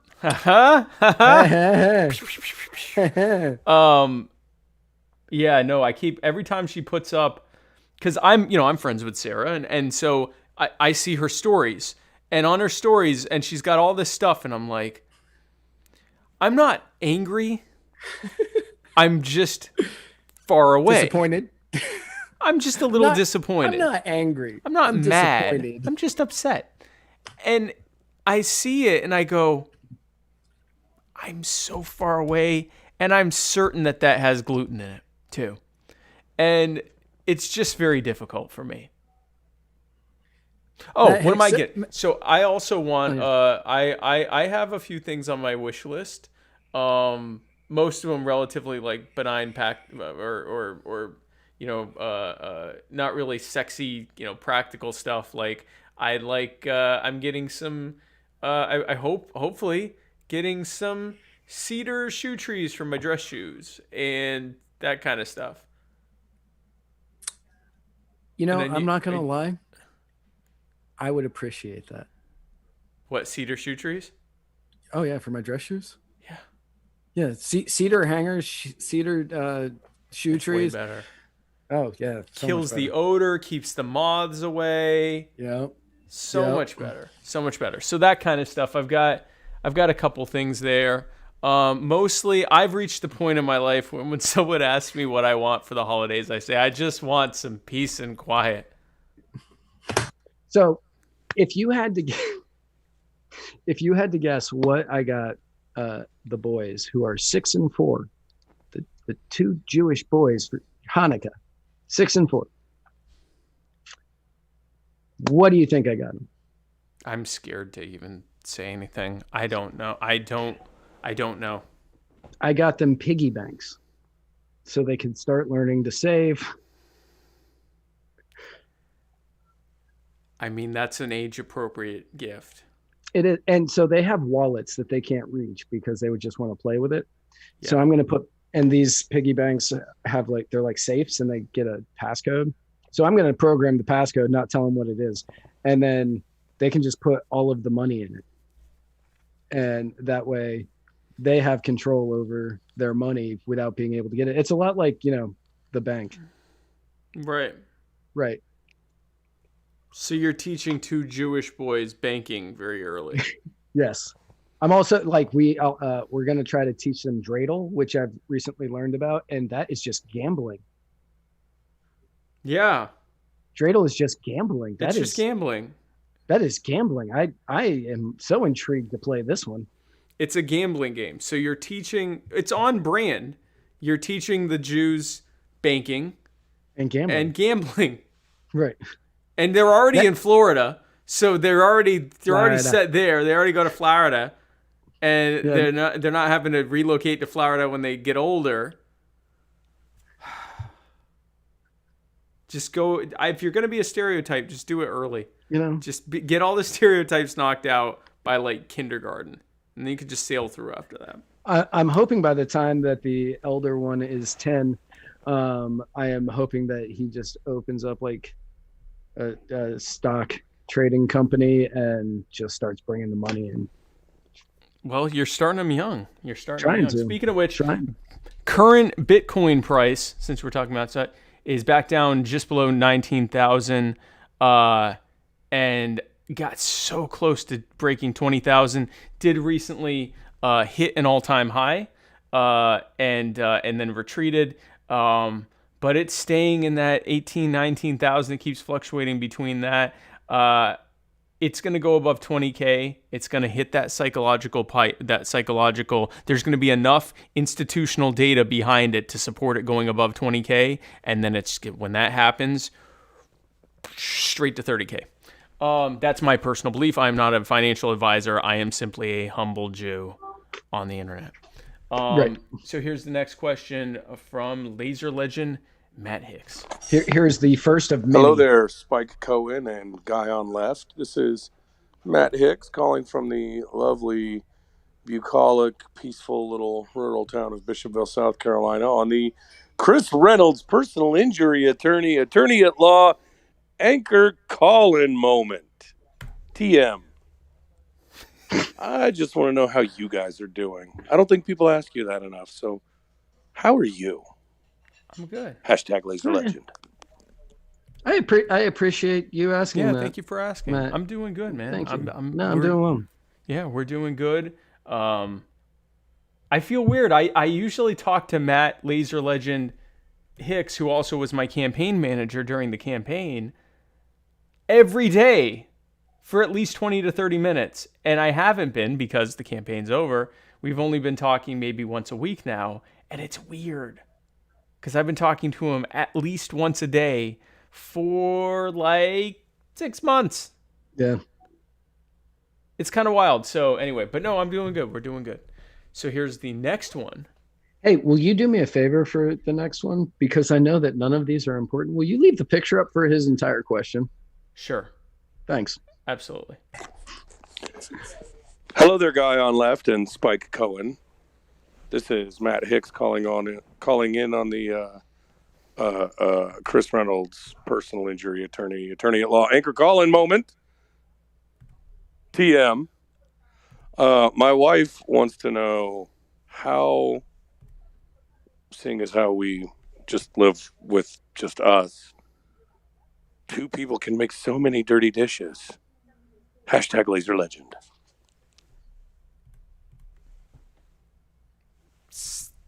How? I don't know. I don't, how many dirty how can two, I assume you mean you and Dawn? How can you two make dirty dishes? You're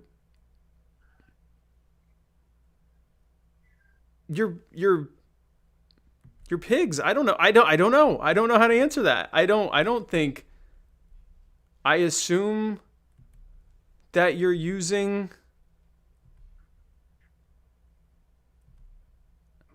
are the animals getting it too? Like are maybe the animals are using your plates? Maybe the animals are using your plates? I don't know. I don't have a good answer for that. I assume, it's a first world certainly a first world problem. Here's the next question from Matt Laser Legend Hicks. Hello, guy on left and guy on right, who is Spike Cohen. This is Matt Hicks calling in on the Chris Reynolds personal injury attorney at law anchor call-in moment. TM. I just wanted to let you guys know that I just took my first final for law school today, and that was hard, and I did not like it. So now I'm getting drunk. Hashtag Laser Legend. Now, I knew that Matt Hicks was getting drunk. Just by the sheer number of messages he left. Just by the sheer, because I was on my way to here to Time Code Productions, where I'm at. I was on my way to Time Code Productions, who thank you for allowing me to use your studios for filming this. You guys are great.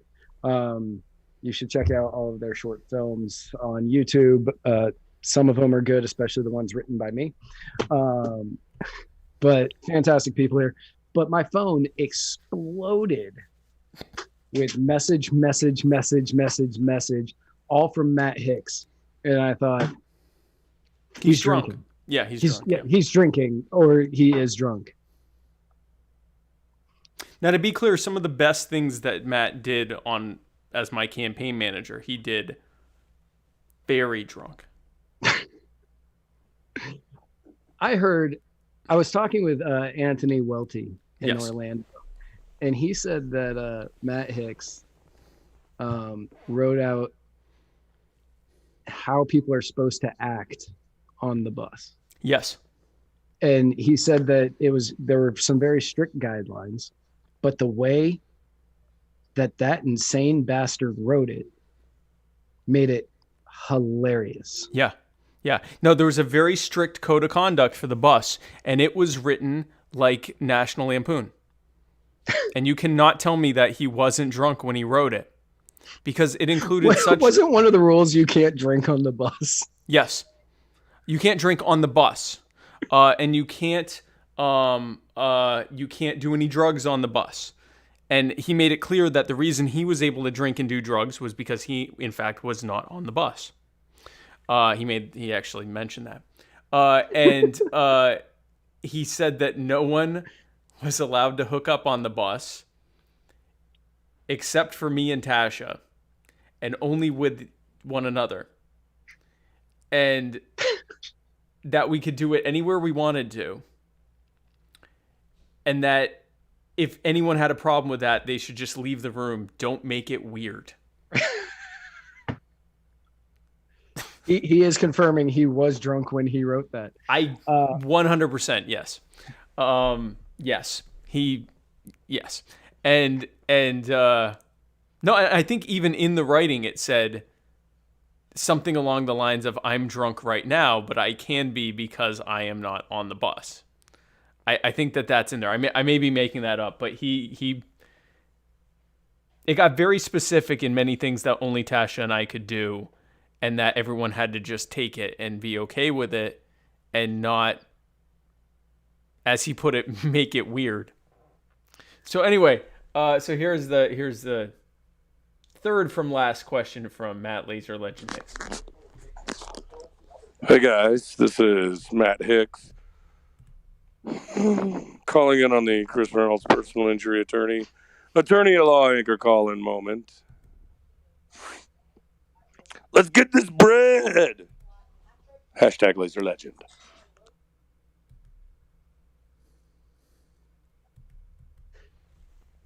Okay.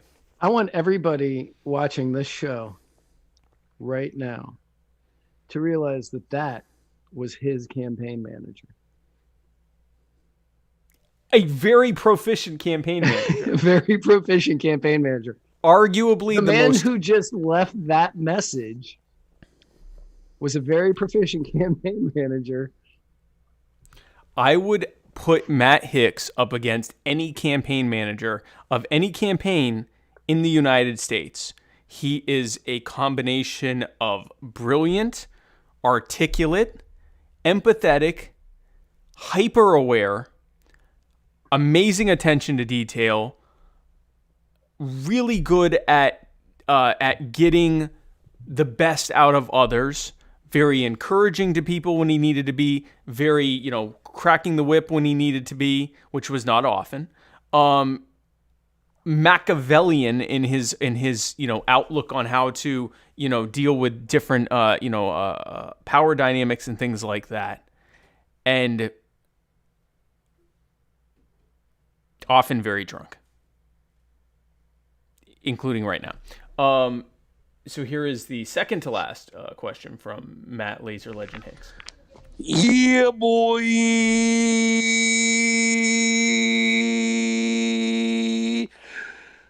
Hey guys, this is Matt Hicks calling in on the Chris Reynolds personal injury attorney at law anchor call-in moment. TM. One last thing before I forget. I just got a phone call today from my council member from the county council here, and I have been asked to be on the zoning and planning board. And my question for you is, what are they thinking? Hashtag Laser Legend. I think that's actually a good spot for him. I don't think, in all honesty, I have seen Matt Hicks sober and very drunk, because I believe those are the only two states of Matt Hicks. Yeah, sober and sauced. Right. Yeah, yes. Crossfaded, as he said earlier in the comments. Those are the two states. His two states. Hicks. Yeah, he has two gears. Sober Matt Hicks, honestly, I would back that man for anything he runs for. Yeah. Sauced Matt Hicks, I would back him for completely different reasons. And mainly because I think it would just be absolutely hilarious to see him sitting on a city council board. Soused. Stop. Yeah, just completely crossfaded, And still making more sense than anyone else on there. Right. Yep. Yeah. No, I agree. Right. And I think especially zoning and planning, it's gonna be times that he'll get up there and very, very intelligently articulate why government should not be stopping this person from getting whatever this variance or easement is that they're trying to get, and other times screaming into the air that I'm a free man and no one fucking tells me what to do. Largely, again, the same message. Just presented in different ways. Now, Sarah Anderegg, superfan Sarah Anderegg, she says, getting sauced with Matt Hicks is the next call-in segment. Now, this is what I'm thinking just based on that. And I'm a fan of this. If people have questions for Matt Hicks, you have to specify Matt Hicks.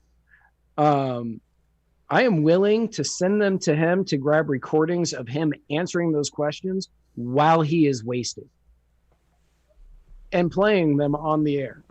I don't think he'll have a problem with it. So I'm going to go out and say, if you want to do that, knock yourself out. Yes.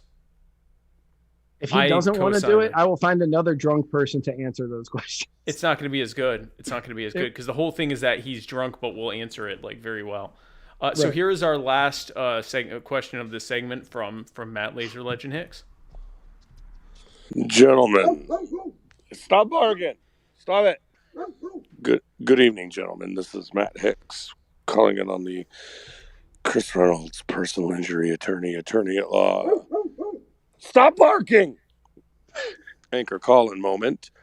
I'm calling because I need your advice on a thing, right? So just a little while ago, I was out back and there was a fox in my backyard, and I've been having problems with this fox for a little while now. He's killed a couple of chickens, and I got off one shot at him with the shotgun, but I was drunk and 50 yards away, so I didn't hit the fox. I need your advice. How do I deal with this fox? Hashtag Laser Legend. I just like the thought of Matt Hicks drunkenly firing a shotgun out of his backyard. At a fox. That may or may not actually be there. Well,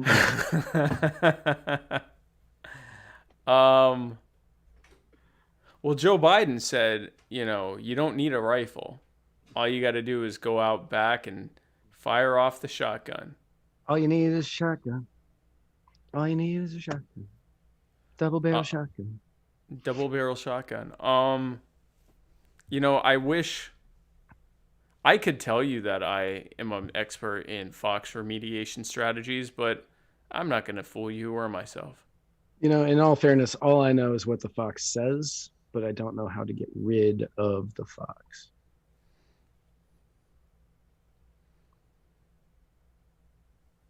So, hey, thanks for calling in. And thanks again, folks, for tuning into this this segment of the Personal Injury Attorney Chris Reynolds, Attorney at Law, brought to you by Personal Injury Attorney Chris Reynolds, Attorney at Law. If you need an attorney for your personal injury attendance and compensation needs anywhere in Florida, especially in the Tampa Bay area of Florida, go to chrisreynoldslaw.com or just look into the ether for this smiling, beheaded face. Hey, Matt Hicks, my good friend Alex Snicker, who used to be the executive. I think he's the national executive director for the Republican Liberty Caucus, he ran for Senate as a Libertarian here in Florida. He says treats, give the fox treats. So treat away. If Alex Snicker says something, I trust it. Give it treats and then, I guess, shoot it. Lure it in with treats, you want a treat? and then just pow. I got a treat. Boom, boom. Right. Do you like lead?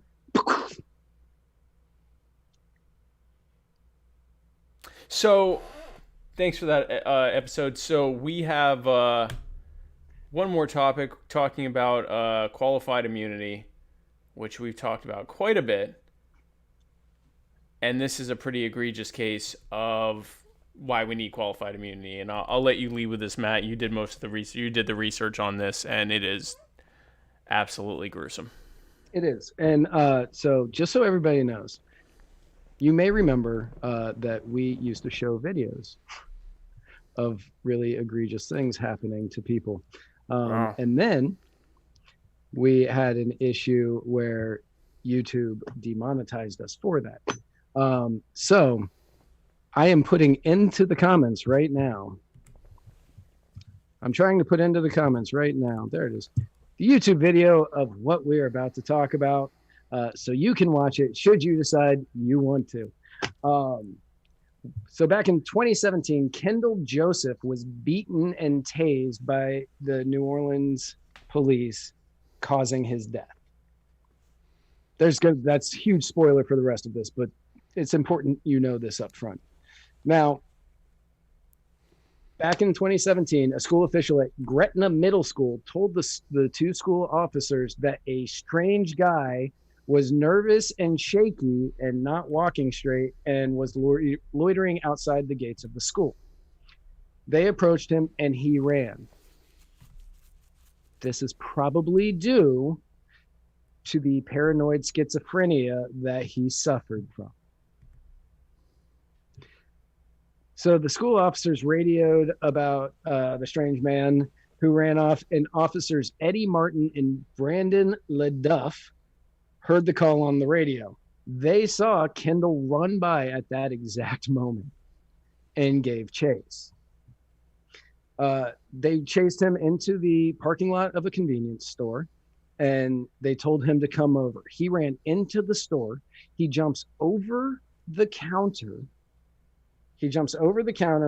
And the cops heard him saying, help me, somebody call the cops. They are trying to kill me. The officers entered the store, pointed a weapon at Kendall. He jumps over the counter and got face down into the fetal position, which, as every good police officer knows, that is an attack position. Officer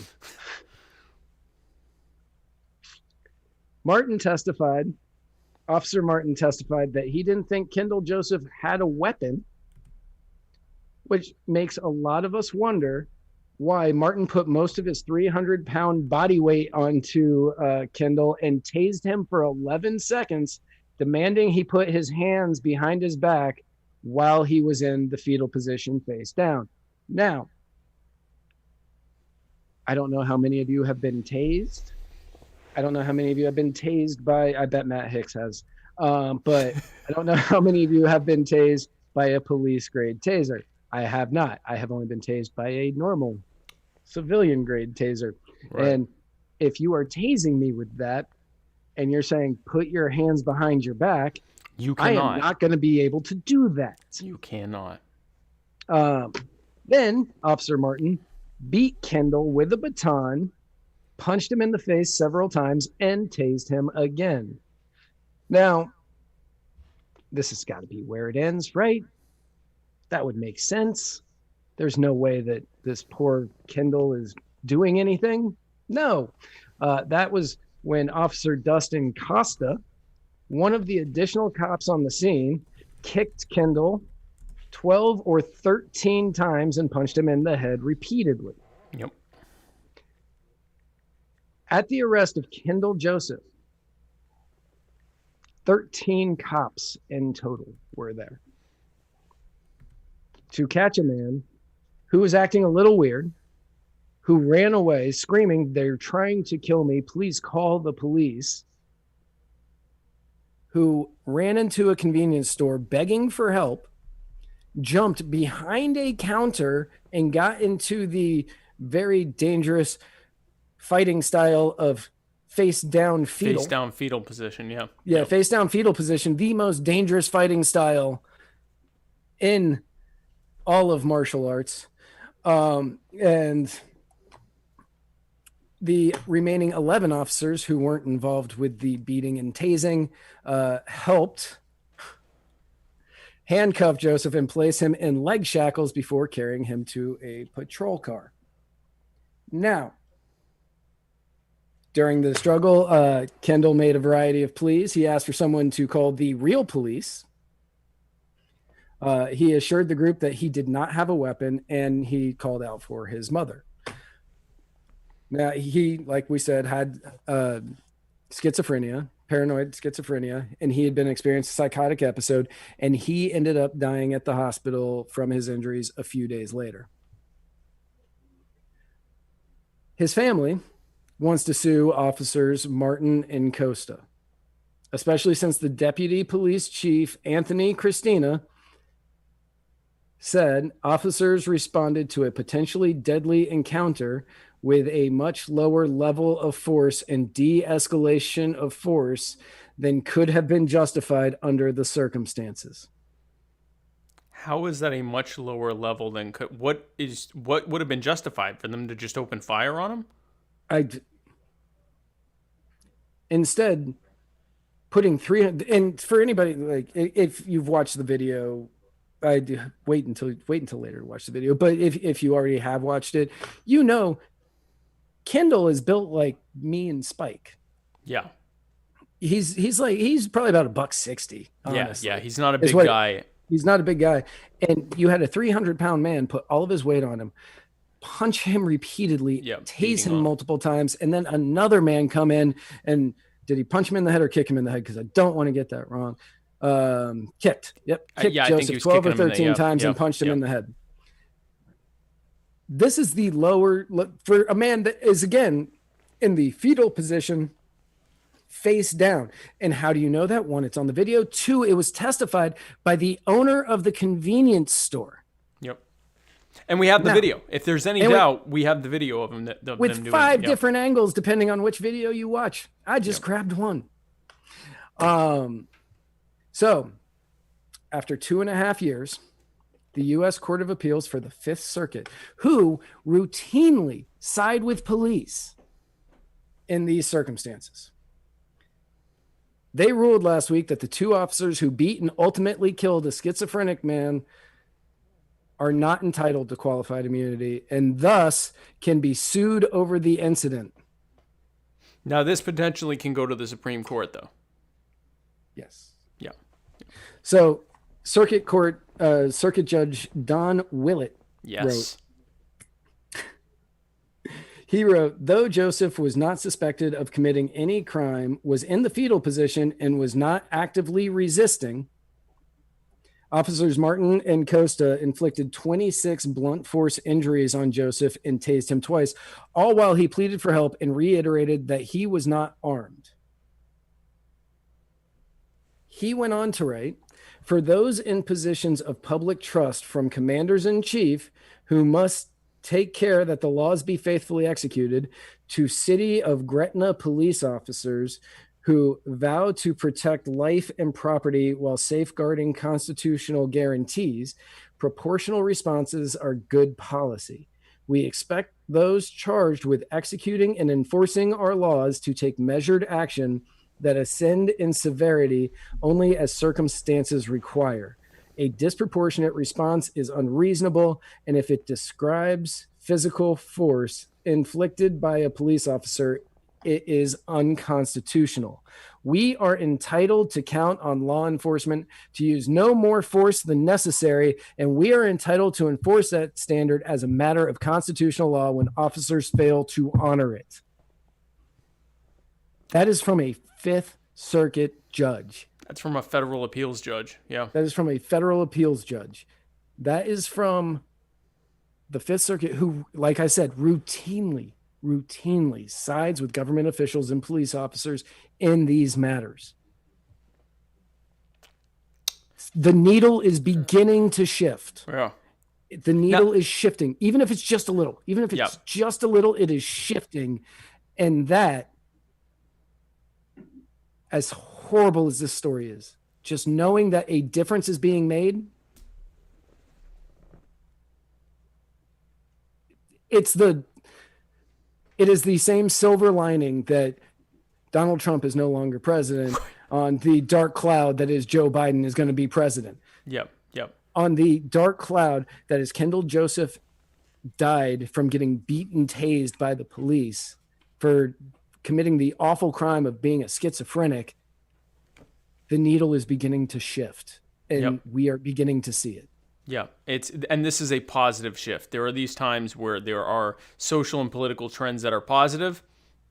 They are often outnumbered by ones that are negative. This is a positive one, and it's a very, very positive one. There's a good chance it'll be appealed. It'll almost certainly be appealed. The Supreme Court may or may not hear it. If they don't hear it, or if they do hear it and affirm it, this will be a huge chip against qualified immunity. And we can thank Don. Go ahead. If the Supreme Court, if this gets appealed and the Supreme Court decides not to hear it, that would become a per curiam affirmed, or a PCA, which Chris texted me, and means that if SCOTUS doesn't touch the decision of the lower court and there's no opinion, it goes to that law. So that becomes case law. Right. So that would effectively end qualified immunity. Well, it would put a huge chip in qualified immunity. It would put a huge dent. I'm not going to say it would end it. Because up until now, huge dent. Up until now, all the major cases have resulted in them saying, yeah, if they themselves thought it was reasonable, that's enough. Right. We a few months ago had the case of, and I forget the man's name, but where the judge gave all the examples of officers harming the constitutional rights and sometimes taking the lives of... Is that the guy that was driving the car? He was driving the car, and the police came and lied to him and lied about whether or not he had a right to refuse being searched, and threatened to arrest him even though they had no grounds to do so, and then did thousands of dollars in damage to his car and left him on the side of the road with his car dismantled by the people that were searching it, and the judge upheld it. This would be an example of the judges going, nope, this shouldn't be, this is not constitutional. And the standard they're putting here is that if it's unconstitutional, right, you don't get immunity for it. That would be a big one. That would be huge. That would be a huge one. And we can thank... You broke the law. You broke the law that you were supposed to be upholding. You're going to get punished. This was written by Circuit Judge, Fifth Circuit Court Judge Don Willett, who is on my short list for justices who I would want to see in the Supreme Court alongside when people I saw like... that he wrote that, I was like, Spike's going to enjoy this one. Yeah, Don Willett is one of those dudes. Don Willett, along with like Andrew Napolitano, Jim Gray, and not Alan Dershowitz. Not Alan Dershowitz. That would be a horrendous pick. That would be, that would not be a good one. That'd be an awful pick. That would be campaign ruining. That would be bizarrely weird for anyone to pick. Right. So we'll see where this goes. But ending on a good note there. And speaking of ending on a good note, as we said before, 4 years of Muddy Waters Media, of the Muddy Waters of Freedom, and we have a little video to commemorate some of the different things that have happened over the years, where we started and where we're going, and I'm really looking forward to showing this to everyone. Good morning, good afternoon, and good evening, and welcome to the Vanguard. Hello, and welcome to Matt and Muhammad's first podcast, which we will be naming later. I am Matt. With me, as always, is Muhammad.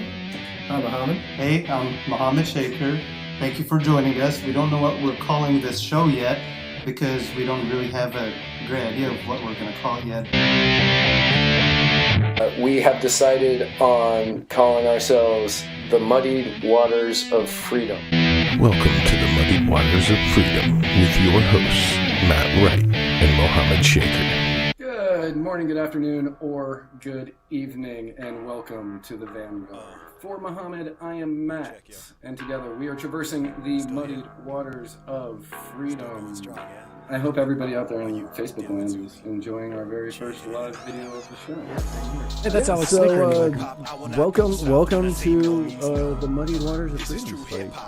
Thank you so much. I know I'm filling some big shoes right now, and by large shoes I mean that he actually has large, I guess monstrous feet. By the way, that sun has to be just brutal to you right now. So brutal right now. Is I'm there? like, come on, Right, I'll I'm lean just back. like. And then I'm like, just when you're ranting, I'm like, I just find myself just going lower, and I'm like, oh wait, I don't look like I'm bored during this rant that I'm not listening to.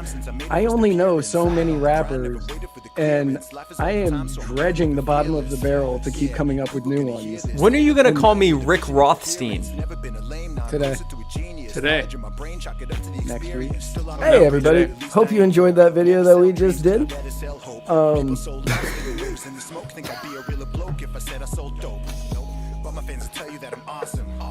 I started selling and they bought them. I told them get them and I got them. So if you want dope bars, that's not a problem. It's time to put the needles on the wax. Rock hard like I got the bills in the back. Go soft, make it easy living off the map where I can go hard. All we want to do is hit subscribe. I'm grinding from a zero to a stack. And I'm talking about this smoke getting jacked. Hey everybody. I'ma go hard to be the leader of the pack. A needle in a stack and I'm feeling to attack. Not a follow, no to try to be a hero and I'm black. I am hot, I am sweaty, but you know what? I am here for the people. I am also hot and sweaty for the people. You know what's got me extra hot and sweaty for the people? You may or may not have noticed, Matt and the people, but I got a haircut finally. Yes, you did. Holy hell, and it is not terrible. Out of control. It is a good, serviceable haircut. So was mine. Hey everybody, I hope you enjoyed that. Fucking shit. I'm sorry watching you do this. I will not go soft when I say no means no. This is true hip hop. I do not flip-flop when I say flow means flow.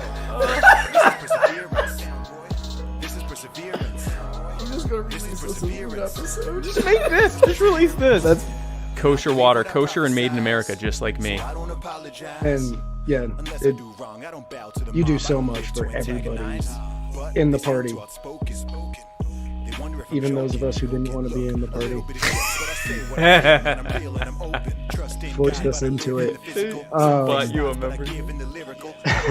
Yes, you bought me a member. I think that violates the NAP. That probably does. A coercive membership. A coercive membership into the Libertarian Party. But you do so much for everybody, and if that is the least that we can do to show our gratitude for all that you do, I mean, you're an inspiration to so many, and on top of that, I get to have the joy of calling you my best friend and business partner. Thank you, man. So, yeah. I appreciate you, man. I love you, and I'm just so honored that I just want to say to you, Matt, you are like a brother, and you are possibly as much as any other person responsible for why I am here right now.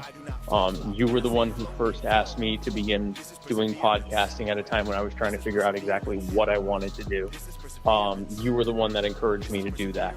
You were the one who, asked me to, take on a role as co-host of the Muddy Waters of Freedom. You were the one who, was encouraging me to do things with South Carolina Libertarian Party, and you have been a great encourager during all of that. And of course, I mean, my wife, Tasha, and many other people have also been very, very big part of that. But you have, I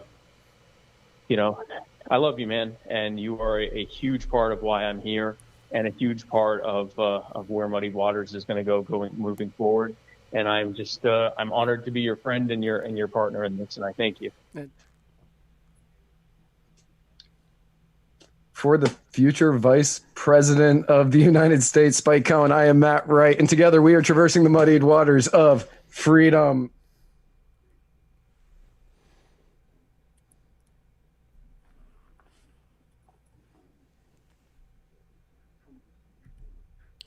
So that last clip, what's that? Oh crap! I was like, there's more. I threw in after credits. Crap! Hold on. I'm gonna pull it up the other way because otherwise we're gonna be sitting here and watching the whole thing. Oh, you don't have. I the don't update. have that yet. Yeah, I don't have that. Hold on. Go. Hold on 1 second. Sorry, everybody. I threw in a post-credit scene because Yeah, I know. Yeah, I know. because honestly, that post, like, I was trying to figure out how to keep it in there, and it made me laugh so incredibly hard. Was this gonna work? I don't know. I got a black screen. Oh, good.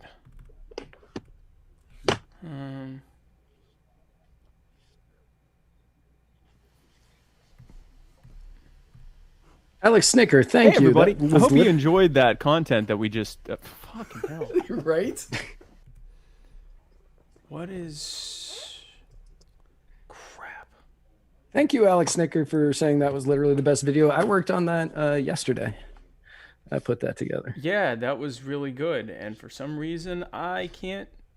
That we're gonna upload it to the Tube of You later.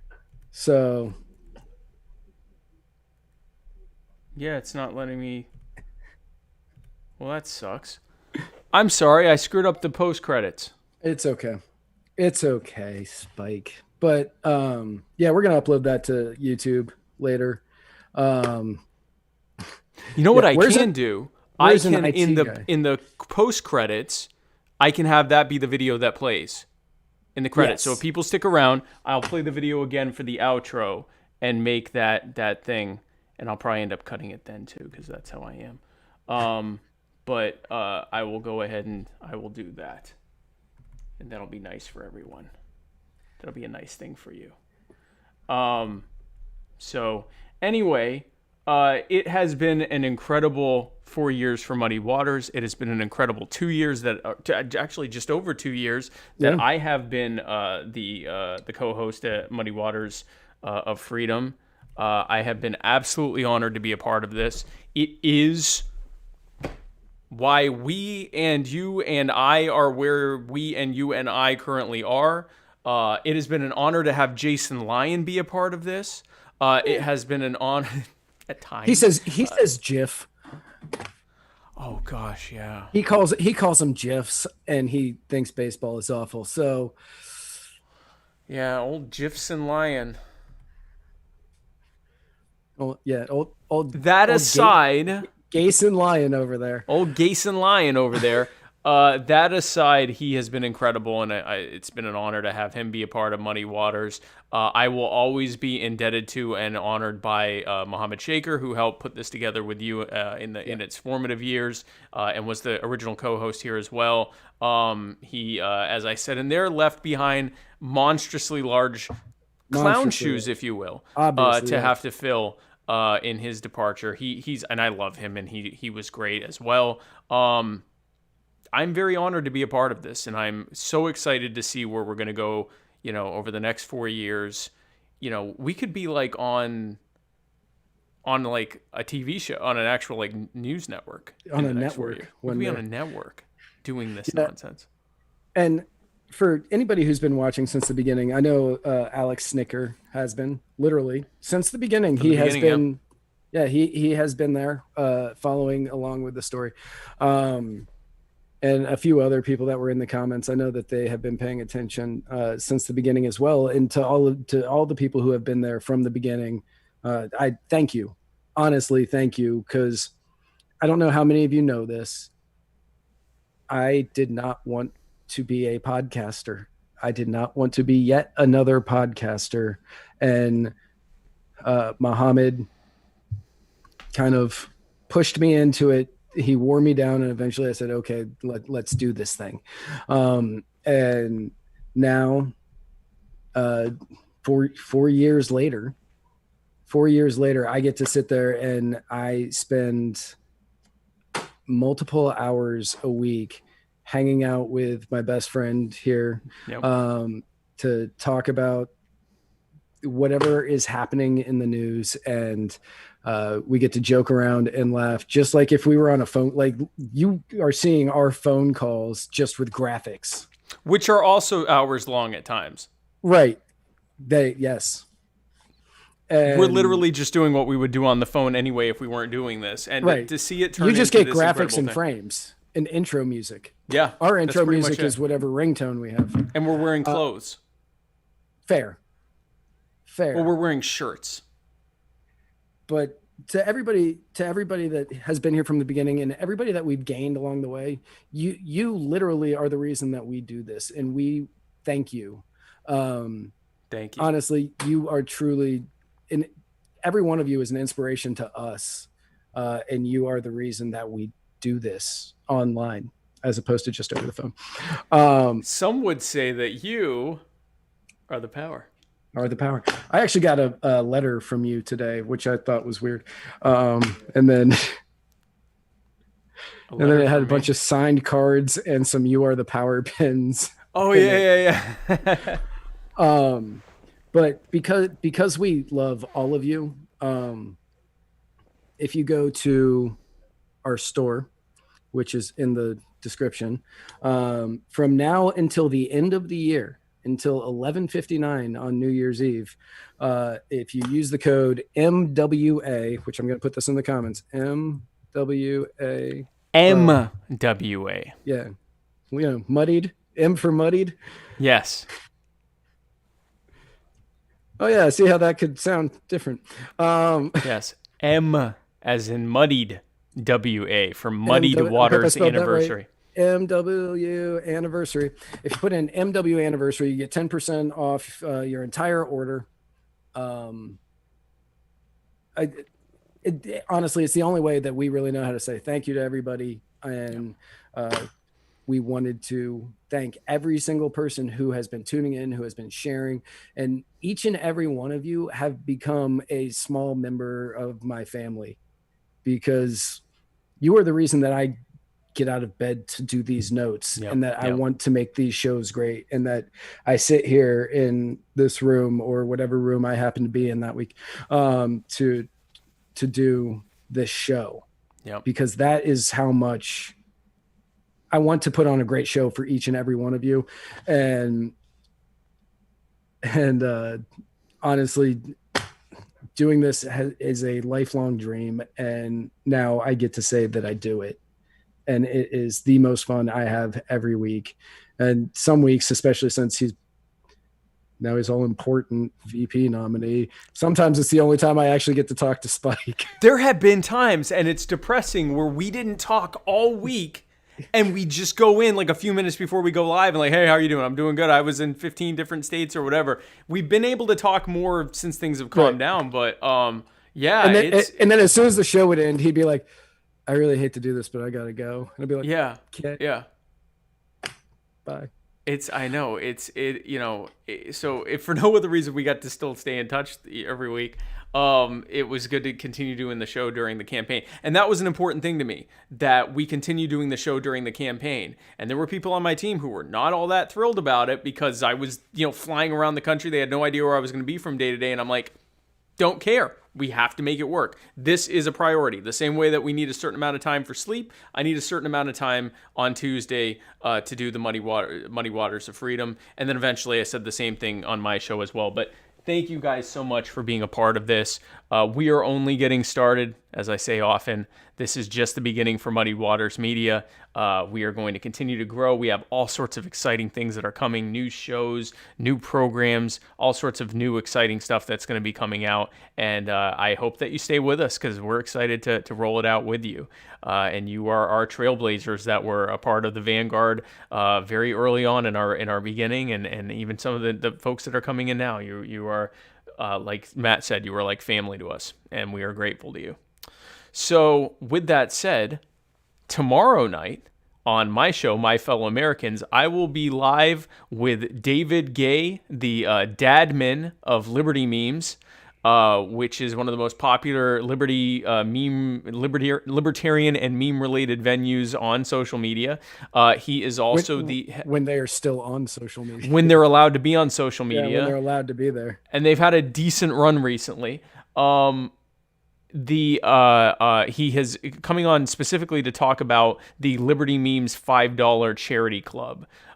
which is a Facebook group that I've been promoting heavily. And no less than Ron Paul has been promoting it heavily. There have been a lot of people promoting it because what it is, long story short, and we'll be talking more about it tomorrow, but basically you join this group, you pledge to give at least $5 a month, and there are a number of different causes that come up. Usually different GoFundMe campaigns, different campaigns to crowdfund charity and mutual aid for people who are in a need for a specific thing. Small stuff, big stuff, all sorts of stuff. And they have raised hundreds of thousands of dollars for people in need in just a very short period of time. And not only have they done that, but they've demonstrated that we don't need government to get us to help each other. And in fact, we'd be able to help each other even more if we didn't have government in the way, making things more expensive, creating more hardships, taking from us and making it where we're less able to be able to help those around us, and where fewer of us would need help in the first place. But so we're going to be talking about that. That's on Wednesday. On Thursday and Friday, tune in to my Spike Cohen social media. I will be doing episodes of Culture of Winning, where I interview elected libertarians to talk about their blueprint for how to get elected as a libertarian. And then have a great weekend. Come back here next week. Go ahead. Real quick, over on MeWe, the Muddied Waters group over on MeWe, which has a chat feature, so Okay. people chat during the shows, and there's some really good back and forth. I just opened it because I saw that it had gotten some action during this episode, and this picture, if the camera will focus, for anybody that doesn't know, that is Spike Cohen with laser legend Matt Hicks himself. We are actually sleeping in that photo. Are you really? I believe so, yes. That was in Columbus, Ohio. We were very, very tired. And thank you to Jim Lee for posting that one. And I'm pretty sure my wife took that picture. Oh, really? Yeah. Like, I think we were, like, just hanging out and fell asleep like that. We had a lot of sleepless times on the campaign trail, but I loved every moment of it. And he's very snuggly. Oh, I could see that. He's like a teddy bear. He's super snuggly. He was very comfortable. He's like a warm body pillow. Laser Legend body pillow. But so yeah, so tune in next week on Monday on my social media. I'll be doing an episode of Culture of Winning, and then tune in next Tuesday right here, same muddied place, same muddied time, for the next episode of the Muddy Waters of Freedom, where Matt Wright and I parse through the week's events like the sweet little autumn monkeys that we are. Stay tuned for that. Matt, if someone were, after 4 years of us existing, finally say, this is the day that I'm going to find out about Muddy Waters Media on the internet, is that even possible? And if so, how? You know, it would be possible for all of those people who somehow aren't listening to this show and are looking for us for the very first time. But yet are hearing this? Right, somehow hearing this. You could head over to anchor.fm/muddied waters, where if you're one of the old school, sorry, I got it. Oh, If all of a sudden they jumped up, I was like, oh no, don't. If you're one of the old school people who enjoy hearing the sultry sounds of our buttery sweet voices, 4 years, who hate the ASMR version of every one of our shows, Meg Jones, 4 more years of this at the end of every episode. But if you like hearing the buttery voices, go over to anchor.fm/muddied waters. 1, 2, where you can leave us messages that we will play live on the air. 4 years. And you can also donate money so you can ensure that another 4 years of Muddied Waters Media happens. It's a menage a trois of years. You can also find us at muddiedwatersmedia.com, where you will find this and every other episode of Muddied Waters Media. muddiedwatersmedia.com. Well, that sounds fantastic. Folks, thanks again for tuning in to this fortacular Sure. The 4th anniversary spectacular of the Muddy Waters of Freedom. Thanks again for tuning in. We will see you tomorrow right here at 8 p.m. And where we're going, we don't need roads. Good morning, good afternoon, and good evening, and welcome to the Vanguard. Hello, and welcome to Matt and Mohammed's first podcast, which we will be naming later. I am Matt. With me, as always, is Mohammed. Hi, Mohammed. Hey, I'm Mohammed Shaker. Thank you for joining us. We don't know what we're calling this show yet because we don't really have a great idea of what we're going to call it yet. We have decided on calling ourselves the Muddied Waters of Freedom. Welcome to the Muddy Waters of Freedom with your hosts, Matt Wright and Mohammed Shaker. Good morning, good afternoon, or good evening, and welcome to the Vanguard. For Mohammed, I am Matt, and together we are traversing the Muddied Waters of Freedom. I hope everybody out there on Facebook land is enjoying our very first live video of the show. Yeah, so welcome to the Muddied Waters of Freedom fight.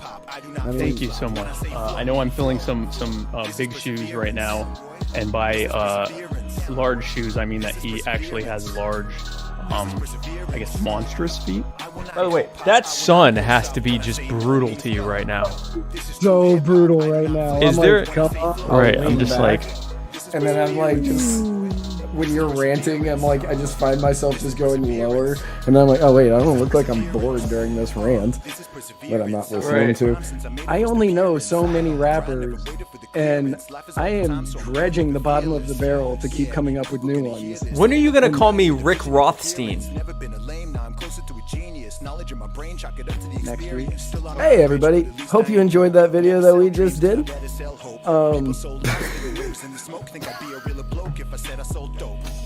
But my fans will tell you that I'm awesome.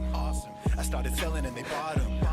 I told them get them and I got them. So if you want dope bars, that's not a problem. It's time to put the needles on the wax. Rock hard like I got the pills in the back. Go soft, make it easy living off the map. All we want to do is hit subscribe. Hit the button. And I'm talking about this hit getting jacked. Hey everybody. I'm a go hard to be the leader of the pack. A needle in a stack and I'm feeling to attack. Not a follow to try to be a hero and I'm black. I am hot, I am sweaty, but you know what? I am here for the people.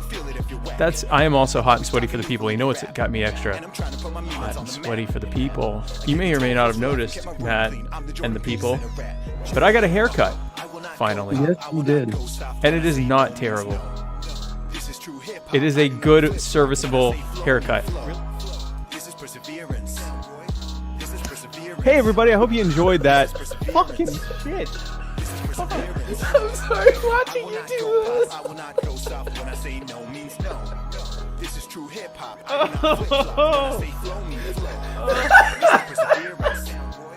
This is perseverance. I'm just gonna release this episode. Just make this. Just release this. That's kosher water, kosher and made in America, just like me. And yeah, you do so much for everybody in the party. Even those of us who didn't want to be in the party. Forced us into it. Bought you a member. Yeah, you bought me a member. I think that violates the NAP. That probably does. A coercive membership. A coercive membership in the Libertarian Party. But you do so much for everybody, and if that is the least that we can do to show our gratitude for all that you do, I mean, you're an inspiration to so many, and on top of that, I get to have the joy of calling you my best friend and business partner. Thank you, man. So, yeah. I appreciate you, man. I love you, and I'm just so honored that I just want to say to you, Matt, you are like a brother, and you are possibly as much as any other person responsible for why I am here right now.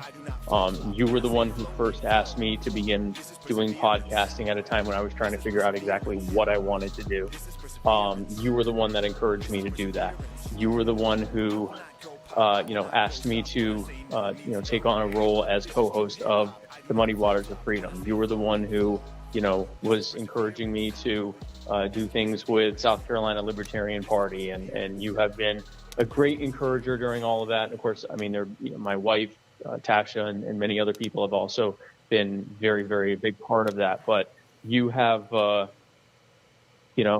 love you, man, and you are a huge part of why I'm here, and a huge part of where Muddy Waters is going to go moving forward. And I'm just I'm honored to be your friend and your partner in this, and I thank you. For the future Vice President of the United States, Spike Cohen, I am Matt Wright, and together we are traversing the muddied waters of freedom.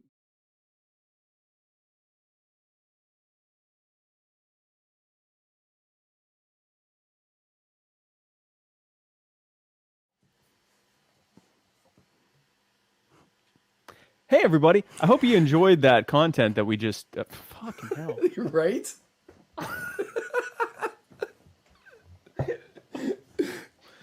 Oh, my God. We're glad you liked it. Hit subscribe. Why is that hard? I know. Glad that you enjoyed the... Hey. When we did the thing...